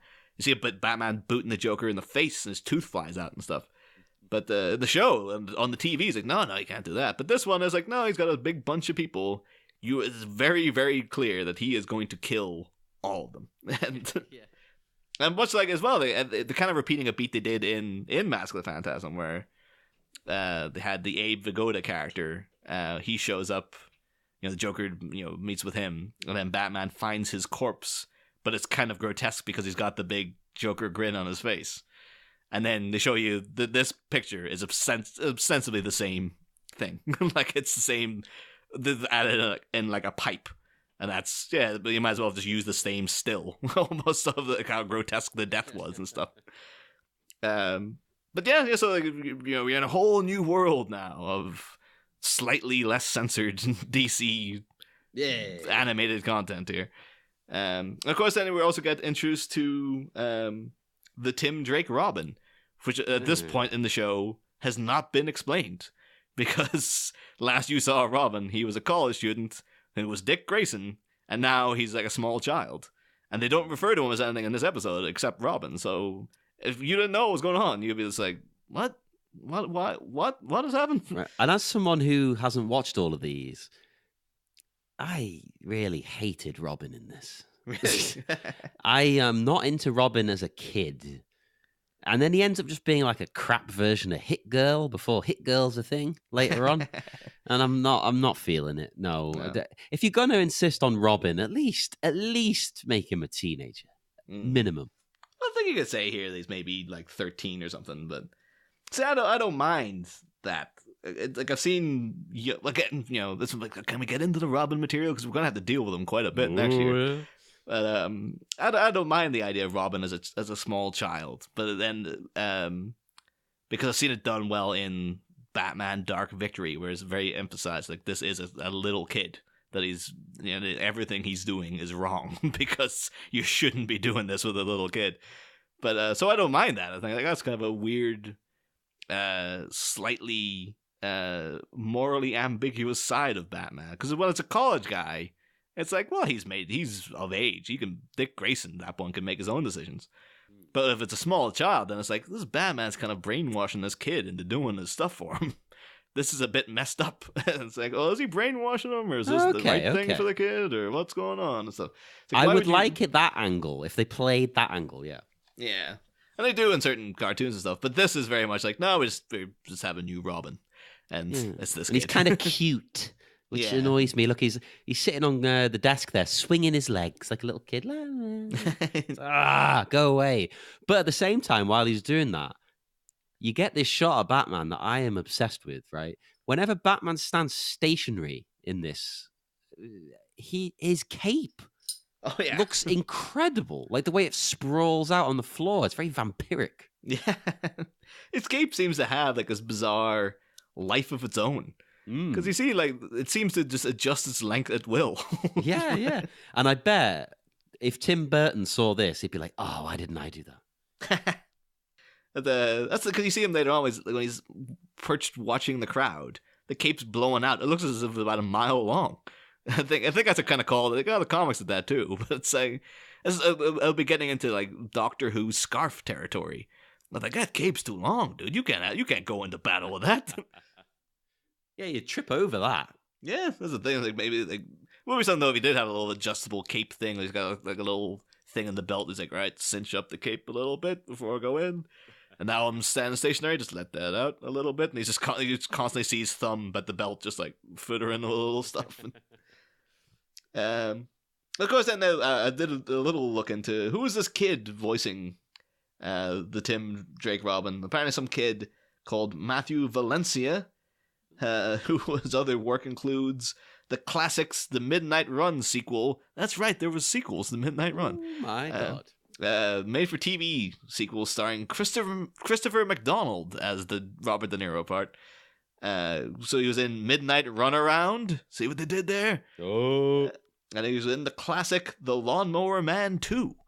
Wait, there was a 2? Oh, yeah. The first one wasn't good enough. They had to make an even better sequel. Oh, my Lord. It was him, and they replaced Jeff Fahey with Max Headroom. The guy what? Max Headroom. Matt Frewer. Yeah, he's in there. He does a voice, too, for the DC. Who was it, Matt? Oh, no, he did. Yes, Sid the Squid. That was Matt Frewer was in the Batman cartoons. Everything's connected. Yeah. Well, that's the thing, though, then. So we cut, of course, then, you know, we get new design Gordon with his flat top haircut. Because of small adjustment. Don't know. The whole thing of like why they changed the designs. It's never been answered satisfactorily. Like some people say it's, like I know the people who made the show have said like, well, you know, people used to adjust the design of, you know, Bugs Bunny all the time. No one ever complained then. But it wasn't as abrupt as like... Yeah. You have a thing, and then all of a sudden, boom, it's a completely new thing. Some people said it's because it's cheaper to animate this way, so there was too much detail involved in the other ones, so they simplified all the designs down. That makes sense. Yeah. And then other people say, it's probably a combination of all three, really. But someone would say, like, well, it's just for toys. So you had a bunch of toys out, but now you're doing another series with the same characters. What if you redesign them and you could release entirely new toys? Like, that also sounds believable to me. Yeah. That's exactly the kind of thing they would do. I mean, look at the merchandising for bloody Star Wars. Buff Luke action figure. What have they done like a counter to Buff Luke now? It's like, oh, you want him more realistic, eh? It's the same head, but a slightly less buff body. Skinny Luke. It's like wormy Luke. Wormy Luke is back. Yeah. That'd be great. Actually, a worm. I'd be into that. It's like the Beetlejuice head, like that snake with the Beetlejuice's head in the end. It's just Mark Hamill's head with a worm body. Oh well, with the plot in this as well, something very familiar happens now. Batman has figured out that the Joker's killing is going to begin in Gotham Square. Hey!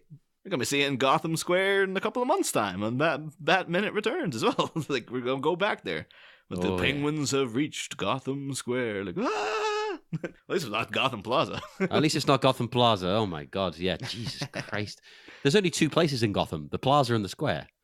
So that's about it. Great, though, because you see, like, the Joker is playing Old Lang Syne here on piano. But it'd been great, though, if he was just, dun, dun, dun, dun, dun, ooh, dun, dun, dun, dun, yes! Trust, oh, do, yeah. We just seeing, like, Prince just, like, just seeing the massive, the weight of the legal papers is landing on the studio. Prince even had a hint of that happening. that they should have at least referenced it somehow. Come on, guys, what are you doing? Rubbish. I don't know if it was like, actually, when was Lego Batman? That would have been no, it would have been post Prince death, because they do flat out reference Prince in it. Like they say, like, oh yeah, you remember that time with the floats and the Prince music? I just imagine if he was still alive, they're like, I don't know if we can even say his name in this. It's a good point. You probably would have just sued them instantly. Yeah. It's like, oh, he's dead. Put that scene back in. So, to stop Batman from foiling his scheme, the Joker had a load of masks of his face made. Very V for Vendetta. Yeah. Now, this confused me, though, because he's made the masks and he's given them out to the crowd. So, Batman doesn't know which one's the Joker. But the Joker is still dressed as the Joker. Yeah. Why didn't he put on, like, a hoodie?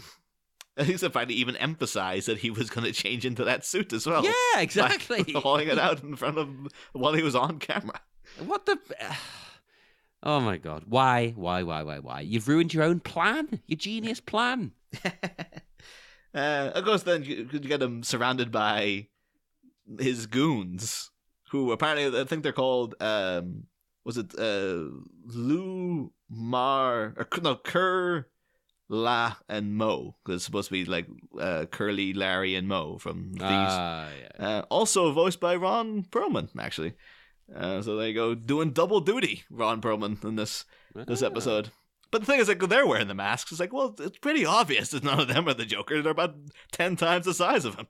Yeah, and they have weird makeup on. They look like a bad version of the Misfits or the wrestler Vampiro. Very similar. Look at something though. They were just trying to do like Danzig or something. Like Danzig was the Joker goons. Yes, that'd be great. Actually, it's more like a Jerry. Is it Jerry Only? No, not Jerry Only. The other one. The insanely muscular guitar player. I can't remember his name. I'm blanking on a punk name. I can't believe it. They're a buff band. The all the. Oh, they're pretty buff. Yeah. Very macho. The goth kids you didn't want to pick on. They kicked the shit out of you. Yeah, it's an odd combo, that, isn't it? Like they're goth, but powerful. Yeah, they're athletic goth. Athletic demure goths. Sleazy. Oh, yeah. I think they're actually talking about something that's a bit sleazy, but it's also just very morbid. It's the fact that the Joker has given out masks of his own face to the crowd, and the Joker is known to the people as, yeah, this is that psycho who regularly attacks the city, who's probably killed dozens, if not more, people. And they're handing out his mask and people are just happily wearing it in the street. If someone came and gave you a Hitler mask, you wouldn't put that on. But particularly as well, I guess none of these people saw the news, because if you were offered a Joker mask at an outdoor event, and you knew the Joker was planning to kill a bunch of people that day, would you not be like, wait a minute? Like, It doesn't make sense. It's like, I think I'm going to go home because this is clearly not safe. It would only make sense if that was a message just for Batman. Yeah. And he's luring him into a trap. But I think even then, though, if you sent the footage, you'd just be like, get this, Commissioner Gordon has it. You'd be like, all right, you better release this to the press to make sure everybody knows. But he sent it by Snapchat. So it disappeared after it was viewed. It's like, he's an evil genius. And then what's his next snap? Oh, a dick pic. No. No one wants to see that. Yeah. That's the age-old questions of what color are the Joker's pubes? I was about to ask that. Well, I would say green, but in this, he's got like black hair. Well, that was the thing they always did with him in the animated shows. Like, it would be black hair, but with a line of green. But they did the same thing with Batman in the old animated version, where it was like a black cape with highlights of blue. So you're like, is it the lighting? It's actually a blue cape, but it's just the lighting makes it look black. Because you see ones where they'll shine a light on him, and then once the light hits it, his cape's entirely blue. So it's like a weird thing. So I guess it's supposed to be green, but it's just the way that it's presented. It just looks black with a green bit in it or something. That works, yeah. Yeah, it's a Joker's got a whole crowd full of people with his mask on. Batman, Robin, they swoop in. Find out apparently Joker's a pretty good pianist. Yeah, he's knocking out quite a tune. Yeah, doing a very kind of jazz influenced version. Perhaps he's a fan of Jeff Goldblum with his current #1 jazz album. Oh yeah, bloody hell. Jeff Goldblum finally reached the top of the jazz charts with his pianist ways. That sounded very strange, I'll be honest. But I like the way the Joker, he goes to pop the cork on the bottle of champagne he has, after braining Batman with it, can I just point out? But Batman hits it, so it goes off the cork in the Joker's eye. Yeah. Holy crap, that's great. That'd be like, that's one of those ones too you can feel when you watch it. It's like, oh, that would be really, really painful to have a cork shoot into your eye. Ooh, that would surely blind you. Oh yeah. But at the same time, the friggin' Joker falls into smokestacks and all the time on this. Seems to be pretty much invincible, this guy. But and yeah, then you also see like a callback to almost like the Incredible. Actually, it'll predate the Incredibles. You see one of the reasons why you shouldn't have capes. As Robin tries to run towards to help Batman, they just grab him by the cape. That's him. That's him out of commission. And then we get then the bell is going up to release this sound wave. This is going to kill all the people in the square. Somehow. Yep. And then of course Batman does his bat magic. Bell comes crashing down. Couldn't help but be reminded of the '89 movie, the Joker taking out a giant bell. Yeah. Crashing down nearly on top of Batman and that. Well, we didn't say how he did it, though, because Batman then pours the champagne over the control console, doesn't he? And, oh, yeah. It malfunctions at the last millisecond. Yeah. It was something, though, like just for Dutch courage or something. He's like taking a swig of the champagne before he does it. That split second ruins the whole thing. That'd be great. Takes a swig, and of course, ends because the champagne bubbles over. He's like, oh, crap. I got champagne all over my gloves now. Gonna be sticky all night. At least it's just champagne, though, and it's not like a red wine. Oh, jeez, trying to get that out. Even from the black gloves, it leaves a weird stain. That's coming back to Alfred. Like, oh, god damn it, sir. You know what gets that out? White wine. Oh. Apparently. Is that actually a thing? You're supposed to mix? Do we not just get a rosé stain?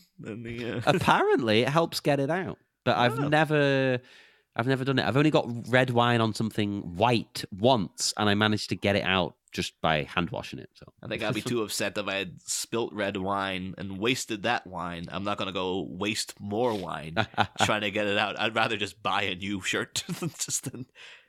But yeah, so then we get the bell comes crashing down the top of Joker. Again, if you needed any further proof that he's pretty much immortal, the friggin' bell lands on him, and he's just like, ouch. It's like, and that's him out of commission though. But again, I don't know what because we covered the Joker so much the last season. There's not much else we can say about him. Like, no, we'll leave it at that. That's the end of that story. Yeah, it's the end of that story, and then there's a mini story. I don't really want to call it a story. There's like an epilogue at the end here. We see Gordon going for coffee. That's the thing. It's supposed to be at like 1:55 a.m. as well. So Yeah, it's like, well, he's a cop. I mean, I suppose it's a bit like a chef. You know, like when chefs finish, it's stupidly late, isn't it? But they go for food and maybe grab a drink. Yeah, and all of this could be as well. This is like the start of Gordon's day almost as well. It's like, I've only been on the job like 2 hours. I need to get back to... Could be. Because he mentions as well at the end, he's like, Joe, if you can get me one of your famous cheese steaks. Like, cheese steaks at this time of night, Jim. Jesus. I have a question about that. Right. He gets a cheesesteak after he's had coffee? Oh, I can imagine that. That seems like an American dining thing. The coffee. No. That's like having coffee and pasta. Oh, no, because I've seen... Well, to be fair, he's getting this to go, so you could be eating it in the office later or something. True. But no, I've seen you enough. want it hot, I think. I've seen enough, though, American things. So like, here's Twin Peaks. Just like, just coffee with everything. Gilmore Girls is like, they're getting curly fries and coffee. Mix it with everything. I just kind of assume that's an American thing. If I went to an American diner, it's like, you get coffee, and then you get whatever else. You get like a meatball sub or something with your coffee. Vile. But it turns out this coffee meeting is a New Year tradition of meeting Batman for a little coffee, which is interesting. I like this as an idea. They meet up. I like the idea maybe they only ever meet up once a year. They never meet otherwise. It'd be work great that we hadn't seen them meeting earlier, like in this very episode. I know, but what I'm saying, I would love it if that was it. Mm-hmm. They meet up, they have their little conversation, and they barely see each other. Batman's a shadow until next New Year. Yeah, see, I do love this, and the thing is, I would have preferred, I would have happily had sacrificed one of the segments to just have this be longer, to have this be like the whole segment was just Batman and Gordon talking, because you never really get to see them chit chat that much. There's other instances in the animated series where like you get the implication that Gordon's almost like a father figure to the Batman in some regards, and he does have a deep, genuine love for him and all this kind of stuff. But you never see them get the chit chat that much. And it's like, I would have liked to have seen them probably, maybe they're thinking like, for the kids, you can't have this run on too long. They'll be bored. Yeah, that's it. It's like, no, I would have literally sitting just sort of talking about like, how's their lives going and stuff. And I mean, obviously Batman's not going to give him the details of his life, but I would have liked to have, just have a little musings on their years and the fact that they've been entrenched in this battle for so many years and all that kind of stuff. But I'm into that. I dig it. And then of course Batman probably must have just guzzled down this coffee, scalding hot coffee, because if this was the Bruce Wayne from the movies, he wouldn't have any sensory, because he saw him drinking that soup in the first movie that was like friggin' just made of steam. It was that friggin' hot. And then it's got that, we didn't have any, and no idea that soup was going to be cold in the second one until it was in his mouth. This could be literally him just like drinking his coffee, like, Jesus Christ, Alfred!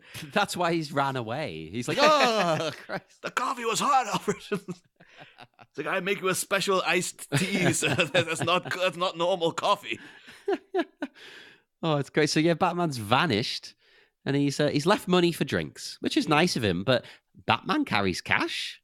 Oh yeah, maybe a little where one of those little coin dispensers on the belt. Wait, every time hang he needs on. change, he just like. Batman hasn't got cash anyway. Batman has a Bat credit card. Save it. We know this for a fact. Save it. It's coming up 2 years. Yep. Join us again in 2 years for more on that. That's because of that. We're going to have to no more Batman Returns after this. We have to go straight into Batman and Robin, but only in 2 years' time. That was my plan all along. But no, like, I would have been. this is a really nice little bit. It's like, I just would have loved that to have been just a segment onto itself. But it would be great, wouldn't it? It's nice. Gordon leaves to enjoy the new year. We see Batman flying off. Some wonderful music as it ends. Unfortunately, I wish it could have been longer. I agree. I think specials in general could be longer. like this one. No, specials, I always feel like just as they're really getting going, they end. Everything that's half an hour should do an hour for Christmas. Well, you get those odd ones too, like that new Sabrina Christmas special. But then that's very odd, 'cause that is an hour. But then it's like, it's oddly placed between two seasons, where it's like you had a big ending of the season, the first season, where you're like, holy crap, what's going to happen next? Here's a Christmas special. We're not going to address any of the things you want to know about. Like, she shows up, she's got the new hair, but that's it. Oh, except for the baby. Oh yeah, that is one major plot point happens at the end. But it's almost as if like that episode could have been like they could have made that mid-season or something. Could have had a flashback, like this is what happened at Christmas last year or something. It was great though. I loved it. Yeah, it was fine. It was fine. As we go into the credits of this, there's one thing I felt really dated it in the funniest way possible. At the bottom of the screen for a minute, I don't know if it's going to be on the version you watched or not. I got the original. It might be on yours. There's an AOL keyword search at the bottom. No, that was not on the Amazon Prime. Oh, that took me back. AOL keywords. Jesus Christ. I feel old. Although you're talking to John wanting this to be longer, this could have been longer, because in the original comic that they are adapting, there was another story. There was a very sad Mr. Freeze story, which, much like all the animated Mr. Freeze stories, he's a very tragic character. He breaks out of Arkham, and all the Arkham doctors are like, he's a model patient. I don't know why he would do this. And then he's doing something up in a graveyard where he's like trying to... The thing is, again, it's one of these fairly harmless crimes. He's just trying to make it snow in Gotham. And Batman comes and stops him, and then he's beating him down. Like, it's like, Batman, what are you doing? Batman in the animated series does that a couple of times, where people are trying to do mild things. But Batman, because it's the thread of the episode, he's like, all right, I'm breaking all this down. There's one thing, I think we mentioned it on the show before, there's an episode that makes no sense, where Clayface is trying to become human again. And he's robbed all this stuff, and he's got the machine up and running to make himself human. And then Batman comes and breaks the machine. It's like, let him become human. Yeah. Now he's just Clayface. I mean, you've doomed him. That'll solve the problem. He won't be a crook anymore, probably. Yeah, and then it's also, now you have to fight Clayface. And so you could have just arrested a normal man. But, you find out then, though, Batman's like, well, why are you trying to make a snow in Gotham? And then, Mr. Freeze indicates to Nora Freeze's grave. And he's like, we got married on Christmas, and I wanted to make it a white Christmas for her and stuff. That's very sad. And it would have been a bummer note to end on. But apparently they did want to adapt it. But Bruce Timm was informed then, because they'd made the Batman Mr. Freeze Sub-Zero movie, that Nora Freeze had been revived in that. Like she was still alive. And obviously for that part of the story to work, she would have to be dead. So for continuity purposes, like, all right, well, I guess we're not doing that then. And they could probably, if they put it last, it would have been a bum one to go out on. I think they probably should have still ended on the one they ended on. But but yeah, that's kind of pretty much the special. The only other things of note to have for it is that the guy singing "Old Lang Syne" in I Joe's. hate that song. Can I just say? I think now, because my New Year's song is, your love is lifting me high. Yes, it's entirely because of Ghostbusters too. It's like, well, that should be the New Year's song. It's a way better song. But the guys singing that though, their animations are based on Bruce Timm, Glenn Murakami, and Shane Glynns. Obviously people who contributed to the creation of the show behind the scenes. And the thing is, the guy Joe looks loads like Paul Dini as well. I got that from the IMDb. They don't mention Joe, but I'm like, oh, he looks like Paul Dini though, so I'm assuming that's what they're going for.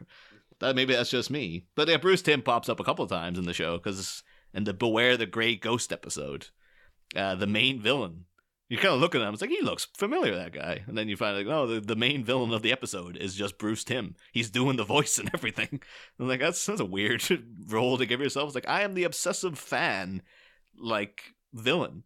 Yeah, what the hell? It was like, that's a very meta. It's maybe back in the 90s, though, to be like, oh, it's just fun. I'm just playing an obsessed fan who's a bad guy. Whereas nowadays, in the current post-Last Jedi kind of world, you know, putting someone down as a nerdy fanboy villain would seem like a genuine cultural insight and stuff. Like they were trying to make some running commentary. Like you get all those articles now talking about how Kylo Ren is supposed to be a commentary on Star Wars fans and stuff. And there's a lot of it makes a lot of sense too. You're like, oh, I don't know if that's what they were going for, but I can see your point that, yeah, he is this kind of, he is a fanboy basically. And it's almost as if the movie's going, see you. That's you, that is. But yeah, that was Holiday Nights. It was a nice brief little episode we've made there for you. That's just over 2 hours long. I know, and I'm barely going to cut any of it. It's a gift to you all, or a punishment. I really hope there's some people out there who have like delayed their Christmas dinner until we're done with the families are all sitting waiting. It's like, no, they've got another 45 minutes left of this episode. The family are all gathered around the phone. The Christmas podcast, you know, that ancient tradition. The plump Christmas goose and an even plumper Christmas episode of Batman. You know what? It's Christmas. We're in such a good mood. I don't care that this is long. It's fun. We're having a good time. And if you think about it, we talk for nearly an hour about a minute. Yeah. So 2 hours on a 25-minute thing, that's pretty good going for us. That's pretty good. Yeah. And it's been fun. It's been enjoyable. I like this episode. I want to watch more. So who knows? Maybe we will in the future. Maybe we'll go back and do some other things like this. I imagine there's so many great episodes of that animated series. We're going to be dealing with characters from that series who've done the best versions of them appear in that animated series, like Two-Face, for example. The two-parter introduction of Two-Face is one of the greatest feats of animation I've ever seen, just the introduction of that character. So that would be worth one going through just as a review. I don't know, as a hiatus episode or just thrown in somewhere amongst the reads before we get to the Tommy Lee Jones version, which is a take on Two-Face. It's interesting. It's an interesting version. I'm going to go out on a limb and say Tommy Lee Jones did not watch the animated series before he decided to portray the character that way. Oh, no, you think he didn't do his research? To be honest, he basically just shows up and he's just being Tommy Lee Jones. Oh. But that's fine. I think he's showing up, he's just being the Joker. He's like, I watched that thing. Yeah, Jack Nicholson did that one version. Like, yeah, that's what you do, right? I can outdo him. It would have been great, though, if he just watched Batman Returns. He's just playing him as the Penguin. Yes. Oh my God, that'd be great. Or even better, he's just like, I'm just playing it as Catwoman. It's just like Two-Face lying around in beds. Just like dressed up like really sensual outfits and stuff. Well, with that wonderful gift we have left you now of the image of Tommy Lee Jones being sensual and seductive, like Catwoman, we will depart. We will head off into that cold, white, snowy winter's night. And we will let you enjoy your Christmas. Have fun, everybody. Yeah. I'm sure you have lots and lots of Batman-related gifts, either waiting for you or already being enjoyed.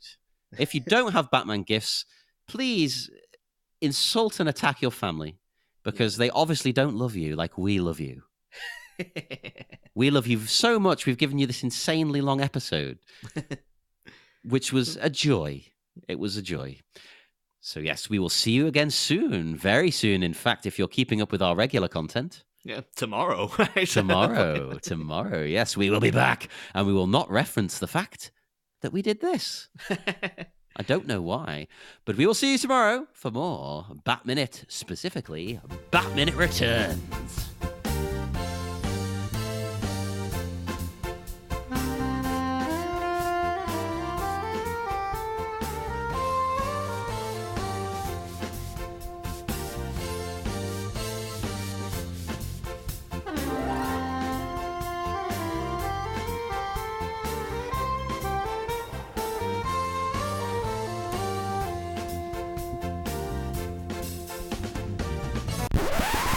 Dashing through the snow in a one-horse open sleigh. Jokers on the go, laughing all the way. The bells on Penguin's ring make Riddler want to fight. Two-Face wants to flip a coin and sing this song tonight. Jingle bells, Batman smells, Robin laid an egg, the Batmobile lost a wheel, and the Joker got away.